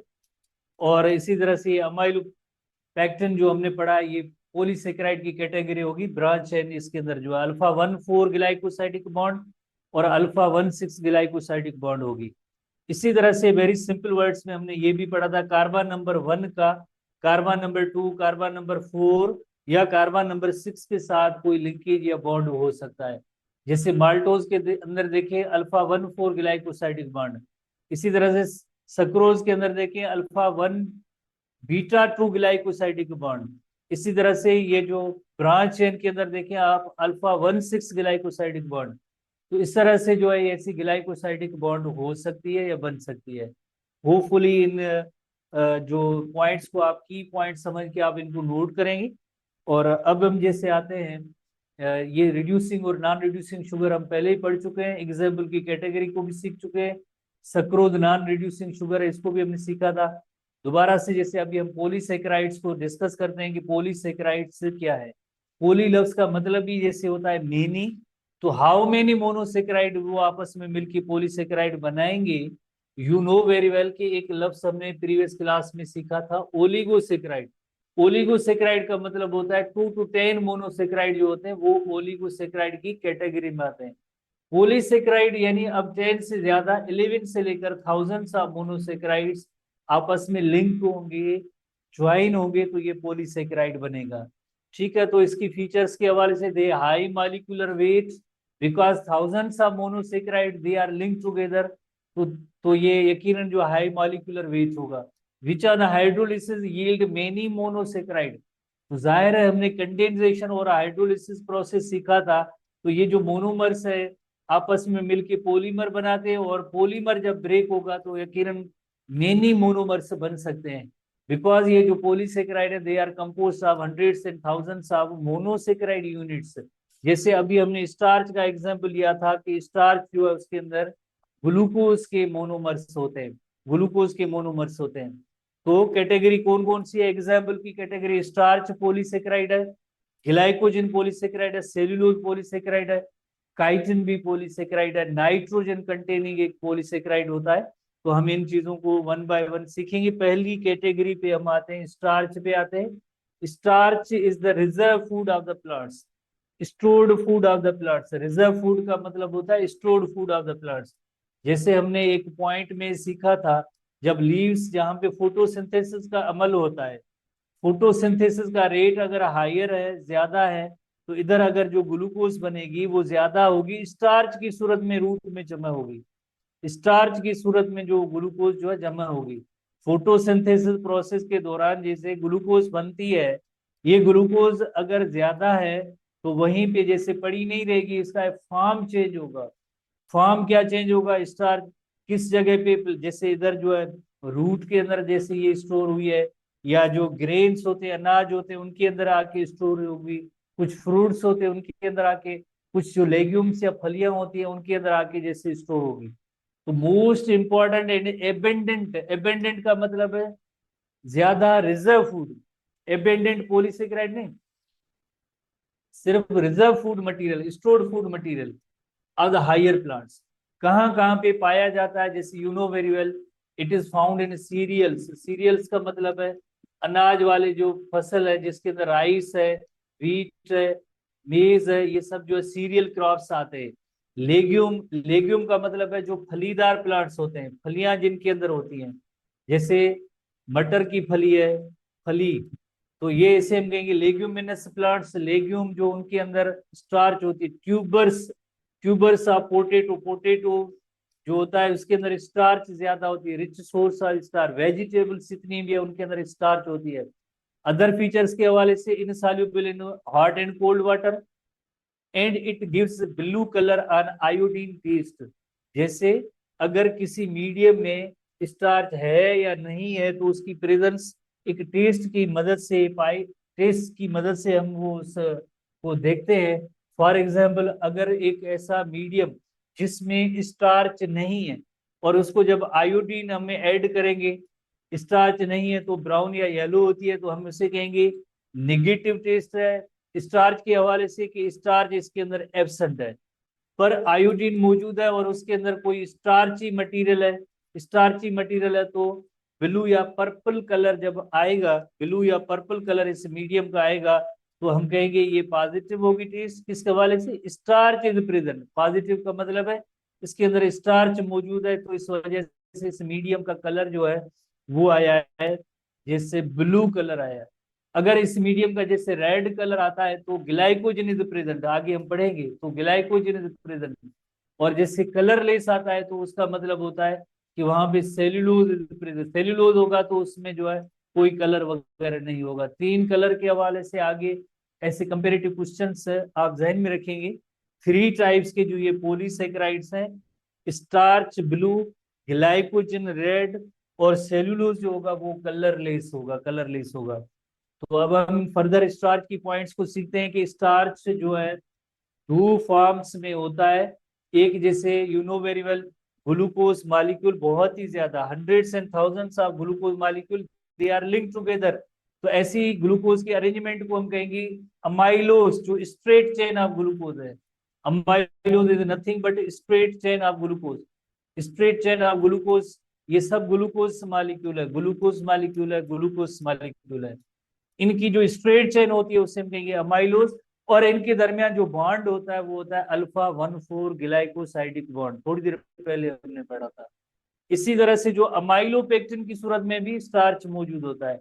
अमाइलोपेक्टिन का मतलब है कि जिस तरह से एक जैसे ये मेन जैसे एक स्ट्रेट चेन है, उसके साथ साथ जो है छोटी ब्रांचेस भी निकलती हैं, उसके अंदर भी मेनी ग्लूकोज मॉलिक्यूल है। तो ये जो बॉन्ड होता है आपको पता है कि अल्फा 1,6 ग्लाइकोसाइडिक बॉन्ड होता है। तो ये ऐसी ब्रांच चेन को हम कहते हैं अमाइलोपेक्टिन। तो it is made up of many glucose molecule join together in straight chain. Straight chain होगी तो उसे हम कहेंगे अमाइलोज कहेंगे, and which is soluble in hot water. And branch chain होती है तो उसे हम कहते हैं amylopectin. Branch chain is called amylopectin, branch chain is called amylopectin. ठीक है, उसके बाद नेक्स्ट हेडिंग में आते हैं। थोड़ी देर पहले हमने ये alpha 1,4 and alpha 1,6 glycosidic bond के बारे में सीखा था। अब हम जैसे नेक्स्ट पॉइंट पे आते हैं, ग्लाइकोजन। ग्लाइकोजन क्या है? Glycogen reserve food of animals है, रिजर्व फूड ऑफ एनिमल्स है, reserve food of animals, stored food of animals is called glycogen. Plus में बैक्टीरिया के अंदर भी एज वेल एज फंजाई के अंदर भी और एनिमल्स के अंदर भी जो रिजर्व फूड की कैटेगरी है, स्टोर्ड फूड की कैटेगरी है, वो ग्लाइकोजन है। It is polymer of glucose, molecular structure is similar to starch, molecular structure is similar to starch, जैसे स्टार्च की है बिल्कुल उस जैसी है। स्टार्च में क्या था? स्टार्च में जैसे आपने देखा स्ट्रेट चेन ऑफ ग्लूकोज थे, स्ट्रेट चेन ऑफ ग्लूकोज थे, प्लस में ब्रांच चेन ऑफ ग्लूकोज भी थे, प्लस में ब्रांच चेन ऑफ ग्लूकोज भी थे। दोनों सूरतों में उसकी जो अरेंजमेंट ऐसे मौजूद है। तो straight chain as well as branch chain की सूरत में जैसे ये मौजूद था स्टार्च, बिल्कुल उस जैसे सिमिलर पैटर्न में। फर्क क्या है? देन स्टार्च और ग्लाइकोजन में फर्क का एक इलस्ट्रेशन देखते हैं, उसके जरिए होपफुली आप सीख कि स्टार्च और ग्लाइकोजन में क्या फर्क है। ये ओवरऑल एक कंपेरेटिव जो है चारों पॉलीसेकेराइड्स के एक इलस्ट्रेशन है। जैसे फॉर एग्जांपल सेल्यूलोज जो मॉलिक्यूल होगा, सेल्यूलोज, उसके अंदर ग्लूकोज की स्ट्रेट चेन्स होंगी। ग्लूकोज, ये सारे ग्लूकोज के मॉलिक्यूल्स हैं, उनकी स्ट्रेट चेन्स होंगी, स्ट्रेट चेन है क्या? ये सब ग्लूकोज है, ग्लूकोज ग्लूकोज ग्लूकोज सब उसकी स्ट्रेट चेन होगी, तो ये सेल्यूलोज। और अभी हमने थोड़ी देर पहले पढ़ा था जो स्टार्च है, तो स्टार्च के अंदर जो स्ट्रेट चेन होती है उसे अमाइलोज कहेंगे, ब्रांच चेन होती है उसे अमाइलोपेक्टिन कहते हैं। ग्लाइकोजन के बारे में अभी हमने पढ़ा था कि glycogen is like the starch, starch की तरह किस तरह से कि इसमें स्ट्रेट चेन भी मौजूद है, ब्रांच चेन भी मौजूद है, और ब्रांच चेन के अंदर जैसे यू नो वेरी वेल कि उसके अंदर ग्लूकोज की जैसे यूनिट्स मौजूद है। तो इन दोनों में फर्क क्या हुआ? फर्क ये हुआ कि इसमें ज्यादा ब्रांचेस हैं, मोर ब्रांचेस हैं as compare to star, branches ज्यादा है और ये कंडेंस होते हैं, इतने ज्यादा फाइबर फॉर्म में वगैरह नहीं होते हैं, ग्रेन्यूलर इनकी शेप होती है। ओवरऑल इनका लुक जो होता है वो ग्रेन्यूलर इन शेप होता है। तो ये glycogen like the starch, starch की तरह, यानी उसके अंदर जैसे ग्लूकोज के मोनोमर्स होते हैं और जो जरा ज्यादा इनकी ब्रांचेस होती है और ये ग्रेन्युलर शेप में होते हैं, तो ये ग्लाइकोजन हो गए, ग्रेन्युलर शेप में हो गए तो ये ग्लाइकोजन है। तो पॉइंट्स के हवाले से देखा जाए इस टीवी बुक की पॉइंट्स कि it is polymer of glucose and molecular structure is similar to starch, found in कहाँ कहाँ पे पाया जाता है? एनिमल्स में, बैक्टीरिया में, फंजाई में। देयर और एनिमल्स में जैसे एनिमल स्टार्च कहेंगे, क्यों कहेंगे? Because starch is reserve food of the plants, glycogen is reserve food of animals, so it is called animal starch. Most abundantly found in liver and muscle, even human being के अंदर भी जैसे glycogen मौजूद है human के liver में और muscles में। जो ये स्टोर की पॉइंट है, स्टोरेज की पॉइंट है, जहां पे ग्लाइकोजन स्टोरेज जिनका होता है वो लिवर में और मसल्स के अंदर होता है। जहां पे ग्लाइकोजन स्टोर होती है, it gives red colour with iodine test. जैसे आयोडीन टेस्ट करेंगे तो आपको पता है कि ब्लू कलर जो स्टार्च के लिए, और जो रेड कलर है वो जो रेड कलर ग्लाइकोजन की प्रेजेंस का पता चलता है कि ये रेड कलर है, तो ये रेड कलर होगा। ठीक है, तो इस तरह से इनकी चंद एक पॉइंट्स हैं। और उसके बाद जैसे हम नेक्स्ट हेडिंग में आते हैं, सेल्यूलोज की तरफ आते हैं। सेल्यूलोज की तरफ आते हैं। You know very well, plant cell wall is composed of cellulose. तो सेल्यूलोज भी पॉलीमर ऑफ ग्लूकोज है और most abundant found in nature, most abundant carbohydrate found in nature. सबसे ज्यादा कार्बोहाइड्रेट, एबंडेंट का मतलब है ज्यादा, ज्यादा जो नेचर के अंदर कार्बोहाइड्रेट पाया जाता है वो होता है सेल्यूलोज होता है। क्यों सेल्यूलोज? बिकॉज प्लांट्स की जो सेल वॉल होती है, प्लांट्स की सेल वॉल होती है, जो प्लांट्स जितने भी उनके सेल्स, सेल वॉल जो होती है वो सेल्यूलोज की बनी हुई है। Plant cell wall is composed of cellulose. It is highly insoluble in water, not digested by human body. अगर आपने जैसे फर्स्ट ईयर को थोड़ा बहुत पढ़ा होगा, बैक्टीरिया चैप्टर के अंदर एक पॉइंट थी, आपको थोड़ा सा जहन में अगर हो, हर्बीवोर एनिमल्स होते हैं तो उनके अंदर जो एक सिम्बायोटिक बैक्टीरिया होते हैं जो सेल्यूलोज एंजाइम प्रोड्यूस करते हैं, सेल्यूलोज को डाइजेस्ट करते हैं। पर जिस तरह से ह्यूमन बीइंग के अंदर अगर जैसे हम हमारी जितनी भी डाइट है, चाहे वो वेजिटेबल्स है, ग्रेन्स है, उनके अंदर प्लांट कोई मटेरियल होगा तो सेल्यूलोज भी होगा, और सेल्यूलोज को हम ह्यूमन बीइंग डाइजेस्ट नहीं कर सकते हैं। हमारे पास कोई भी ऐसा एंजाइम नहीं है जो इस सेल्यूलोज को जो ब्रेक करे मोनोसैकेराइड्स के अंदर, ग्लूकोज मॉलिक्यूल के अंदर। It is not digested by human body. Cellulose के अंदर जो ग्लूकोज यूनिट्स हैं join together in straight chain and no branch chain is present. जैसे आप रिकॉल करें, थोड़ी देर पहले हमने पढ़ा था पैरेलल, इस तरह से जो ब्रांचेस होती है, पैरेलल ब्रांचेस होती है, जैसे सेल्यूलोज के फाइबर्स की ऐसे पैरेलल ब्रांचेस होती हैं, पैरेलल ब्रांचेस होती हैं। इन सूरतों में पैरेलल फॉर्म स्ट्रेट चेन है, कोई इसकी जो है फर्दर ब्रांच भी नहीं निकलती है इस सेल्यूलोज के हवाले से। ठीक है, तो जो सेल्यूलोज, इसमें ये सब ग्लूकोज मॉलिक्यूल है, सब ये ग्लूकोज मॉलिक्यूल है। In cellulose glucose units are joined in straight chain, no branch chain present. इसके दरमियान कोई जैसे इसके कोई ब्रांच हो, इंटरकनेक्टेड हो, कोई ये चेन्स ऐसे नहीं है। ओनली एंड ओनली जो है इसके अंदर जो है स्ट्रेट चेन की सूरत में मौजूद है, स्ट्रेट चेन की सूरत। पर अरेंजमेंट को एक थोड़ा हम सीखेंगे, कौन सी अरेंजमेंट होती है, इस अरेंजमेंट को हम सीखते हैं कि इसमें किस तरह की अरेंजमेंट होती है। अरेंजमेंट ये है कि straight chain become spirally coiled and condense to form tubes. जैसे फॉर एग्जाम्पल अगर इसी पॉइंट को हम नोट करते हैं कि फॉर एग्जाम्पल ये जो स्ट्रेट चेन थी, स्ट्रेट चेन ऑफ ग्लूकोज थी, स्ट्रेट चेन ऑफ ग्लूकोज थी।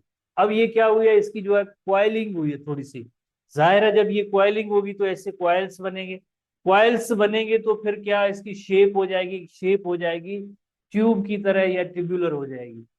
जैसे आप बिजली की तार फॉर एग्जाम्पल, इसको अगर ऐसे स्ट्रेट तार को आप क्वाइल बनाएंगे तो अंदर से आप देखेंगे अंदर आपको एक ट्यूबुलर स्ट्रक्चर उसकी जो नजर आ जाएगी। तो ट्यूबुलर स्ट्रक्चर नजर आ जाएगी, तो इस वजह से हम यहाँ पे पॉइंट है कंडेंस टू फॉर्म ट्यूब्स, तो इस तरह से ये ट्यूब लाइक स्ट्रक्चर बन जाती है। The tubes of cellulose form the cell wall of the plant and cellulose gives no colour to iodine. आप रिकॉल करें, स्टार्च आयोडीन के हवाले से ब्लू कलर अपीयर हो रहा था, ग्लाइकोजन, ग्लाइकोजन जो रेड कलर, आयोडीन टेस्ट के हवाले से रेड कलर, और जो सेल्यूलोज है, सेल्यूलोज के हवाले से जैसे नो कलर, इसमें कोई भी कलर जैसे सेल्यूलोज का आयोडीन टेस्ट में नहीं आएगा, no colour to iodine, no colour to iodine, cellulose no colour to iodine. Hopefully आपने सेल्यूलोज की पॉइंट्स को सीखा होगा। आगे जैसे प्लांट सेल के अंदर और भी जैसे इसकी हेडिंग होगी तो उसमें हम सीखेंगे, मजीद हेडिंग के अंदर सीखेंगे। नेक्स्ट हम आते हैं काइटिन पे आते हैं। काइटिन कोई प्रोटीन नहीं है, एक नाइट्रोजन कंटेनिंग पॉलीसेकेराइड है। नाइट्रोजन कंटेनिंग पॉलीसेकेराइड है जिसे काइटिन कहते हैं। नाइट्रोजन कंटेनिंग पॉलीसेकेराइड जिसे हम कहते हैं काइटिन कहते हैं। बिकॉज अगर प्रोटीन हो तो यानी अमाइनो एसिड का बना हो, और अमाइनो एसिड एक दूसरे के साथ लिंक्ड होते हैं या बॉन्डेड होते हैं, वो उस बॉन्ड का नेम होता है पेप्टाइड बॉन्ड। उस बॉन्ड का नेम होता है पेप्टाइड और अमाइड बॉन्ड होता है। ये तो ऐसा पॉलीसेकेराइड है, इसका जो मोनोमर जो होता है, मोनोमर होता है वो एक स्पेशल टाइप का ग्लूकोज मॉलिक्यूल होता है, मोडिफाइड ग्लूकोज मॉलिक्यूल होता है, जिसका नेम होता है एन एसिटाइल ग्लूकोसेमाइन। एन एसिटाइल ग्लूकोसेमाइन एक मोडिफाइड ग्लूकोज मॉलिक्यूल है। तो किन किन जगहों पे जैसे काइटिन को प्रोटीन जैसे तस्वर कर रहे हैं, प्रोटीन ये नहीं है।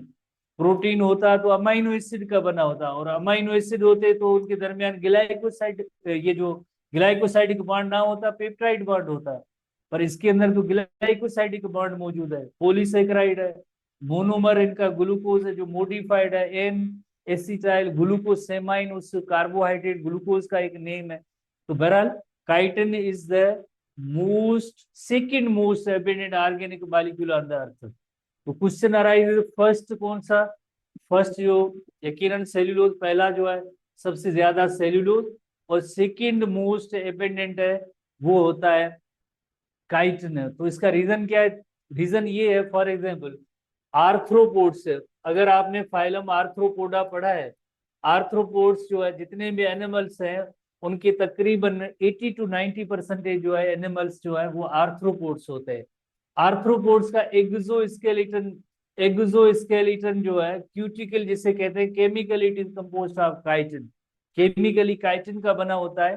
तो इस वजह से ये जो most abundant organic molecule on the earth है।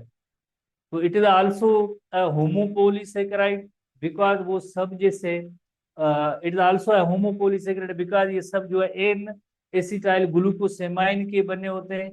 And structural carbohydrate found in the cell walls of fungi, fungi के अंदर, एंड एक्सोस्केलेटन ऑफ आर्थ्रोपोड्स जो हमने अभी पढ़ा है। फंजाई की सेल वॉल है वो भी काइटिन की बनी होती है, आर्थ्रोपोड्स है उनका एक्सोस्केलेटन जो है वो भी काइटिन का बना होता है। Due to the occurrence of chitin in fungal cell wall, it is also known as fungal cellulose. जैसे सेल वॉल का जो कॉन्सेप्ट होता है यू नो वेरी वेल, वो सेल्यूलोज की बनी होती है प्लांट्स के अंदर, पर क्योंकि ये फंजाई की भी सेल वॉल होती है पर ये बनी हुई है काइटिन की, तो इस वजह से इसे कहेंगे fungal cellulose. Chitin is commonly called, chitin जो फंजाई के अंदर जो फंगल सेल्यूलोज कहलाएगा। फंगल सेल्यूलोज यानी फंजाई की सेल वॉल है वो सेल्यूलोज की नहीं बनी हुई है, फंजाई की सेल वॉल है वो काइटिन की बनी हुई है, काइटिन की बनी हुई है, काइटिन की बनी हुई है। ठीक है, होपफुली आपने इसको इन पॉइंट्स को सीखा होगा। अब हम आते हैं कि एन एसिटाइल ग्लूकोसेमाइन क्या होता है। एन एसिटाइल ग्लूकोसेमाइन क्या होता है, एक छोटी सी थोड़ी सी डिस्टिंग्विशिंग पॉइंट है वो आज हम सीखेंगे, कल भी दोबारा से इसको देखेंगे। आज थोड़ा सा हम सीखते हैं कि सेल्यूलोज जो होता है, सेल्यूलोज का बेसिक यूनिट जैसे जस्ट ग्लूकोज है, ग्लूकोज इसका मोनोमर है, ग्लूकोज इसका मोनोमर है, ग्लूकोज इसका मोनोमर है सेल्यूलोज का। और सेल्यूलोज के अंदर आपने पढ़ा जस्ट इसी तरह से स्ट्रेट चेन होती है, काइटिन में भी ऐसे ही होता है। एक मोडिफाइड ग्लूकोज होता है वो उसकी जो चेन्स होती हैं, ये मोडिफाइड ग्लूकोज है, ये मोडिफाइड ग्लूकोज मॉलिक्यूल है, मोडिफाइड ग्लूकोज है, मोडिफाइड ग्लूकोज मॉलिक्यूल है। इधर जैसे ये सेल्यूलोज, जैसे सेल्यूलोज के अंदर ग्लूकोज मौजूद है तो इसके अंदर 6 carbon units made up of 6 carbon units जिन्हें हम कहेंगे हेक्सो शुगर, उसके अंदर 5 OH ग्रुप है। जैसे आपको याद होगा, रिकॉल करेंगे अगर आप, ओपन चेन ऑफ ग्लूकोज उसके अंदर 5 OH ग्रुप है, और एक ग्रुप होता है जिसे हम कहते हैं अल्डिहाइड ग्रुप भी हो सकता है या कीटोन ग्रुप भी हो सकता है। जैसे अल्डिहाइड या कीटोन जो हमने पढ़े हैं, एक अल्डिहाइड। पर जो एन एसिटाइल ग्लूकोसेमाइन है, ये जो ग्लूकोसेमाइन, एन एसिटाइल ग्लूकोसेमाइन मोडिफाइड ग्लूकोज है, इसके अंदर जरा एक फर्क है। फर्क क्या है, थोड़ा पहले इस फर्क को देखें फिर हम आते हैं। फर्क ये है, जैसे आप देखें एन एसिटाइल ग्लूकोसेमाइन, फॉर एग्जाम्पल अगर जस्ट ग्लूकोज होता तो इधर जैसे OH होता है, OH ग्रुप होता है, पर इधर क्या है, एन एसिटाइल ग्लूकोसेमाइन, जैसे कहते हैं ना एन एसिटाइल, एन का मतलब है नाइट्रोजन कंटेनिंग, नाइट्रोजन कंटेनिंग जैसे carbohydrate, glucosamine is a glucose molecule with amine functional group, उसके साथ एक अमाइन फंक्शनल ग्रुप जो है। अब इधर जस्ट कार्बोहाइड्रेट ग्लूकोज होता है तो OH ग्रुप होता है, इधर सबके अंदर जैसे OH ग्रुप होता है, पर काइटिन का जो है एन एसिटाइल ग्लूकोसेमाइन है, उसके अंदर जरा फर्क ये है, क्या है, N acetyl glucosamine is glucosamine molecule with acetyl, with acetyl attached to the amine functional group, acetyl attached with the amine functional group, acetyl group किससे कहते हैं, आपने थोड़ी देर अपने प्रीवियस क्लासेस में या आपने जैसे केमिस्ट्री के अंदर पढ़ा होगा, जैसे फॉर एग्जांपल इसमें भी हम कंपेयर कर सकते हैं। फॉर एग्जांपल ये जो है एन एसिटाइल ग्लूकोसेमाइन है, ये जो ग्लूकोसेमाइन है, ग्लूकोसेमाइन है जो काइटिन का मोनोसेक्राइड है, उसका जो एन एसिटाइल ग्लूकोसेमाइन जो इधर जस्ट होगा, जैसे यू नो वेरी वेल कि acetyl group is composed of carbonyl group. अब देखिए ये एक उसमें एसिटाइल ग्रुप के अंदर एक कार्बोनिल ग्रुप है, C double bond O is the carbonyl group, C double bond O is the carbonyl group linked with methyl group. Methyl group क्या होता है, जैसे CH3 है, CH3 इसके साथ जैसे carbonyl group is attach with the methyl group, बजाय इधर क्या, बजाय ग्लूकोज जिसमें OH था, इधर क्या है NH है, तो ये नाइट्रोजन कंटेनिंग एक मॉडिफाइड ग्लूकोज हो जाएगा, ग्लूकोसेमाइन, एन एसिटाइल ग्लूकोसेमाइन, एन एसिटाइल ग्लूकोसेमाइन इसका जो बेसिक यूनिट है काइटिन का, काइटिन इज डेरिवेटिव है एन एसिटाइल ग्लूकोसेमाइन, जिसे NAG शॉर्ट फॉर्म में कहते हैं, NAG इसके मोनोमर्स, NAG सब ऐसे मोनोमर्स होते हैं, विच इज मोडिफाइड ग्लूकोज, ये तो जस्ट ग्लूकोज है। अब दोनों को आप कंपेयर करेंगे तो इनमें इतना बड़ा फर्क नहीं है, जैसे 6 कार्बन है, CH2OH है, ये भी सेम है, CH2OH सेम है, 6 मेंबर्ड रिंग है, एक ऑक्सीजन है HOH सेम है जिस तरह से, पर यहाँ पे क्या है कि जैसे फॉर एग्जाम्पल नाइट्रोजन कंटेनिंग एक कार्बोनिल ग्रुप है, उसके साथ मिथाइल ग्रुप अटैच है, तो इसे हम कहेंगे acetyl group is compose of carbonyl group linked with methyl group. ये चीज जैसे इधर क्या है, इधर जस्ट OH ग्रुप है जस्ट ग्लूकोज के अंदर, तो ये डिफरेंस हो गया। तो एक जैसे ग्लूकोसेमाइन और दूसरा ग्लूकोसेमाइन, इधर जो बॉन्ड होगा एक ग्लूकोसेमाइन और अनदर जो ग्लूकोसेमाइन होगा, यहाँ पे जो ग्लाइकोसाइडिक बॉन्ड होगा वो β14 ग्लाइकोसाइडिक बॉन्ड होगा, उस बॉन्ड का नेम होगा β14 ग्लाइकोसाइडिक बॉन्ड। एक ग्लूकोसेमाइन और दूसरे एसिटाइल ग्लूकोसेमाइन, NAG शॉर्ट फॉर्म है जिसे कहते हैं NAG जो एन एसिटाइल ग्लूकोसेमाइन एक दूसरे के साथ लिंक्ड होंगे तो उस बॉन्ड का नेम होगा β14 ग्लाइकोसाइडिक बॉन्ड, β14 ग्लाइकोसाइडिक बॉन्ड। तो आज जैसे आपने काइटिन के हवाले से ये सीखा है, कल थोड़ा सा इसको दोबारा भी देखेंगे काइटिन को, पर एक थोड़ी नजर देख लें कि ये एन एसिटाइल ग्लूकोसेमाइन है, एन एसिटाइल ग्लूकोसेमाइन, एन जो नाइट्रोजन कंटेनिंग, ये कार्बोनिल ग्रुप उसके साथ जो है मिथाइल ग्रुप जो अटैच होता है, तो इसे हम कहेंगे कि जैसे एन एसिटाइल ग्लूकोसेमाइन β14 ग्लाइकोसाइडिक लिंकेज, जैसे ये भी जैसे हम कहें कि नए गए NAG और ये भी जैसे नए गए, तो इसके दरमियान जो ये बॉन्ड बना है तो इस बॉन्ड का नेम होगा β14 glycosidic bond, β14 glycosidic bond, that bond is called β14 glycosidic bond. कल हम इससे थोड़ा आगे भी और इसको रिपीट भी करेंगे इसी सेम टॉपिक को। सी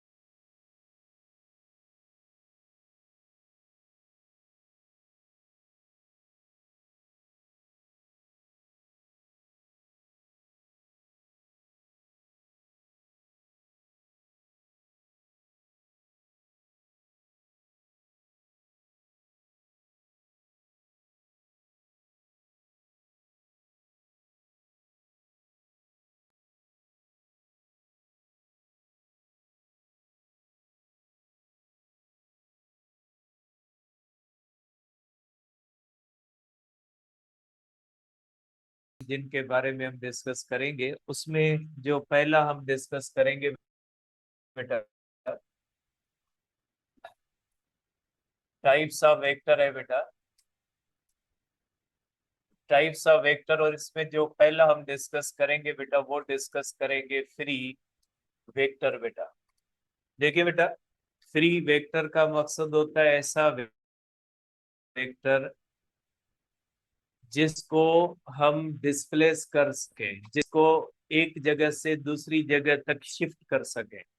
उसको शिफ्ट करने की वजह से न उसके मैग्नीट्यूड पे कोई चेंज, न उसके डायरेक्शन में कोई चेंज आए। तो ऐसा वेक्टर जिसको एक जैसे दूसरी जगह तक शिफ्ट करने से उसके डायरेक्शन और उसके मैग्नीट्यूड पे कोई भी तब्दीली ना आए, तो ऐसे वेक्टर को हम कहते हैं फ्री वेक्टर बेटा। Vector which can be vector which can be displaced displaced parallel to itself। ठीक है, इस इसका फिल्टर बेटा। ठीक है, या आप ये भी कह सकते हैं नो चेंज इन डायरेक्शन या मैग्नीट्यूड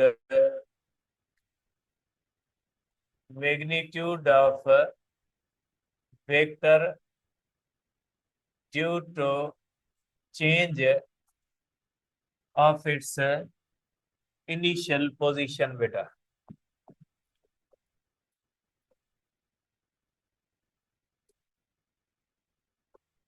ठीक है, या आप ये भी कह सकते हैं कि जिसके ऊपर हेड टू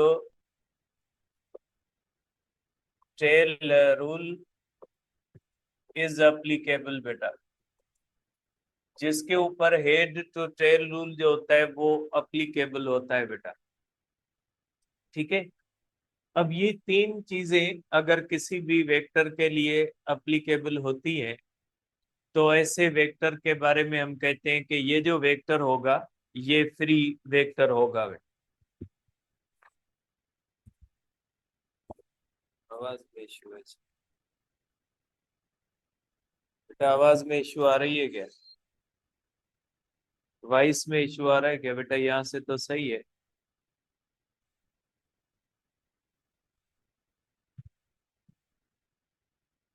तो बेटा ऐसा वेक्टर जिसको एक जगह से दूसरी जगह तक शिफ्ट किया जा सके। अब आपके माइंड में होगा ऐसे वेक्टर कौन से होते हैं बेटा।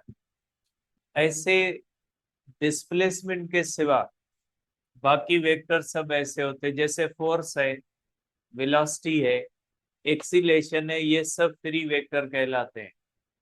क्योंकि ये जो वेक्टर्स होते हैं इनको अपने पैरेलल डिस्प्लेस किया जा सकता है और इन्हीं के ऊपर हेड टू टेल रूल लगता है। क्योंकि आप हेड टू टेल रूल के अंदर क्या करते हैं कि दो वेक्टर्स होते हैं, एक को उठा के दूसरे के हेड के ऊपर रखते हैं। तो हेड टू टेल रूल वगैरह जो होते हैं ना बेटा, ये डिस्प्लेसमेंट वगैरह पोजीशन वेक्टर के लिए इस्तेमाल नहीं किए जाते। क्योंकि पोजीशन वेक्टर जो होता है वो किसी भी चीज की पोजीशन बताता है और पोजीशन हमेशा रेफरेंस पॉइंट के मोहताज होती है। रेफरेंस पॉइंट को तब्दील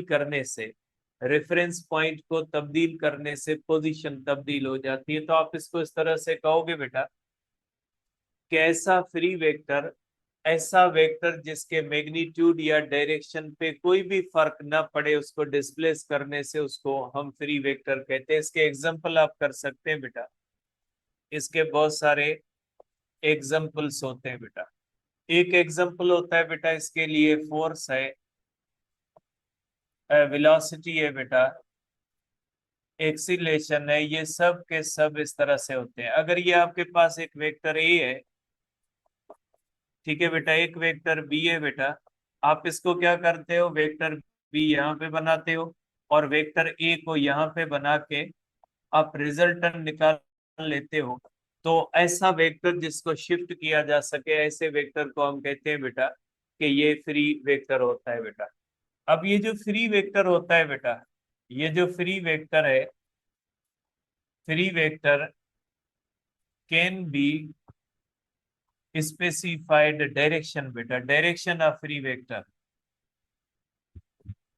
direction of free vector can be specified by direction cosines बेटा, direction cosines. Two dimensional vector जो होता है, टू डायमेंशनल जो वेक्टर होता है उसका डायरेक्शन आता है वन डायरेक्शन कोसाइन से, जिसकी एक डायरेक्शन कोसाइन होती है। और जो थ्री डायमेंशनल वेक्टर होता है बेटा, थ्री डायमेंशनल वेक्टर जो होता है उसकी बेटा टू डायरेक्शन कोसाइन से इसका डायरेक्शन आता है।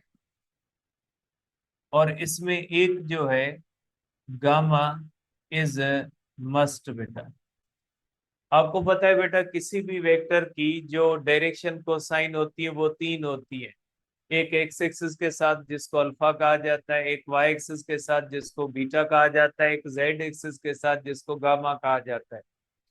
अब अगर कोई टू डायमेंशनल वेक्टर है, अगर कोई आपके पास टू डायमेंशनल वेक्टर है तो उसके जो अल्फा और बीटा होती है, अगर उन अल्फा और बीटा में से कोई एक भी आपको पता होगी तो आपको डायरेक्शन पता लग सकता है। लेकिन अगर कोई थ्री डायमेंशनल वेक्टर होता है तो उसकी तीन डायरेक्शन को साइन होती है, अल्फा बीटा गामा। तो उनमें से कोई भी दो जो होती है ना वो जरूरी होती है। उन दोनों में से भी एक गामा का मालूम होना जरूरी है, बाकी अल्फा और बीटा में से अगर कोई एक भी आपको पता होगी तो उसको आप फाइंड कर सकते हैं बेटा, ठीक है। अब इसके बाद जो होता है बेटा, हम इस तरह से करेंगे। जो इसमें हमारे पास बेटा इसका चौथा होता है जिसको हम कहते हैं बेटा पोजीशन वेक्टर। पोजीशन वेक्टर को आर से शो किया जाता है बेटा। Position vector, vector which specify, which specify position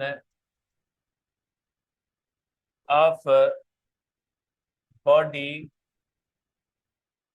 with respect to,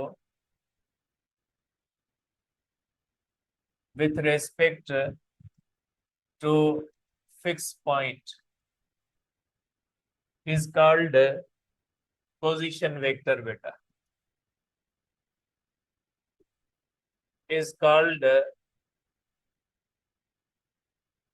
position vector. ऐसा वेक्टर जो किसी भी चीज की पोजीशन बताए with respect to the fix point, क्योंकि पोजीशन हमेशा फिक्स पॉइंट के हिसाब से बताई जाती है। और इसके अंदर position vector, position vector can not be displaced parallel to itself बेटा, पैरेलल टू इटसेल्फ बेटा, ठीक है।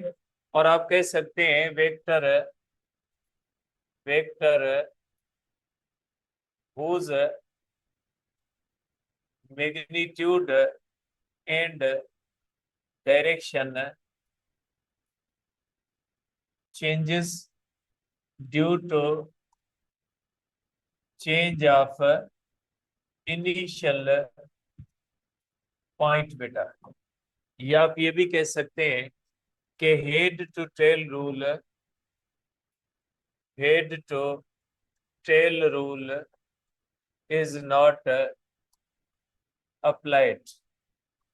इसके अंदर हेड टू टेल रूल नहीं अप्लाई होता। इसके अंदर जो होता है बेटा, जो है वो लॉ ऑफ ट्रायंगल इस्तेमाल किया है। अब इसको आप देखे समझे कैसे होता है।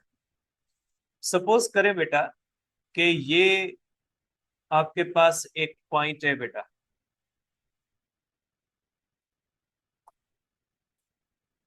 अगर ये पॉइंट पी है बेटा, इसकी आप पोजीशन बताओगे तो पोजीशन हमेशा किसी रेफरेंस से बताई जाती है। जैसे शहर में अगर आप किसी भी जगह की पोजीशन पूछें कि फॉर एग्जांपल उमरकोट के अंदर किसी जगह की हम पोजीशन बताएं, तो हम कहते हैं कि ये जो जगह है ये उमरकोट फोर्ट से इस साइड पे इतने डिस्टेंस पे। और अगर उसी जगह की पोजीशन किसी और जगह से हम बताएं, जैसे फॉर एग्जांपल हैदराबाद की पोजीशन है, हम उमरकोट से बताएं कि हैदराबाद उमरकोट से जो है वो 200 किलोमीटर वेस्ट में। अगर आप हैदराबाद की पोजीशन सखर से बताएं तो सखर से वो साउथ में हो जाती है और उसका डिस्टेंस अलग हो जाता है। तो ऐसा वेक्टर जो किसी भी जगह की पोजीशन बताता है ना, वो इनिशियल पॉइंट का मोहताज होता है।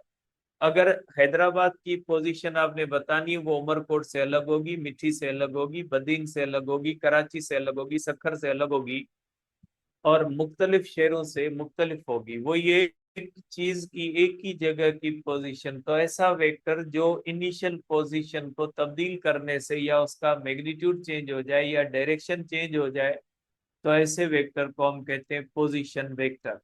और ये पोजीशन वेक्टर जो होता है ये आर से जाहिर होता है। फॉर एग्जांपल ये एक पोजीशन वेक्टर आर है, इसके दो कंपोनेंट होंगे और इसको आप इस तरह से लिखोगे एक्स आई प्लस वाई जे। इसको आर एक्स और आर वाई नहीं लिखोगे, क्योंकि ये जो पोजीशन वेक्टर है इसके जो कंपोनेंट्स होते हैं वो कोऑर्डिनेट्स होते हैं। इसके जो कंपोनेंट्स होते हैं ना, in components of position vector are called coordinates. Coordinates जो होते हैं ना बेटा, ये हमेशा इनिशियल पोजीशन के मोहताज होते हैं। जिस तरह से जो आम वेक्टर होता है ना, उसके कंपोनेंट्स को आप कहते हैं सिंपली कंपोनेंट्स, लेकिन जो पोजीशन वेक्टर होता है उसके कंपोनेंट्स को कोऑर्डिनेट्स कहा जाता है। क्योंकि जिस तरह से पोजीशन वेक्टर जो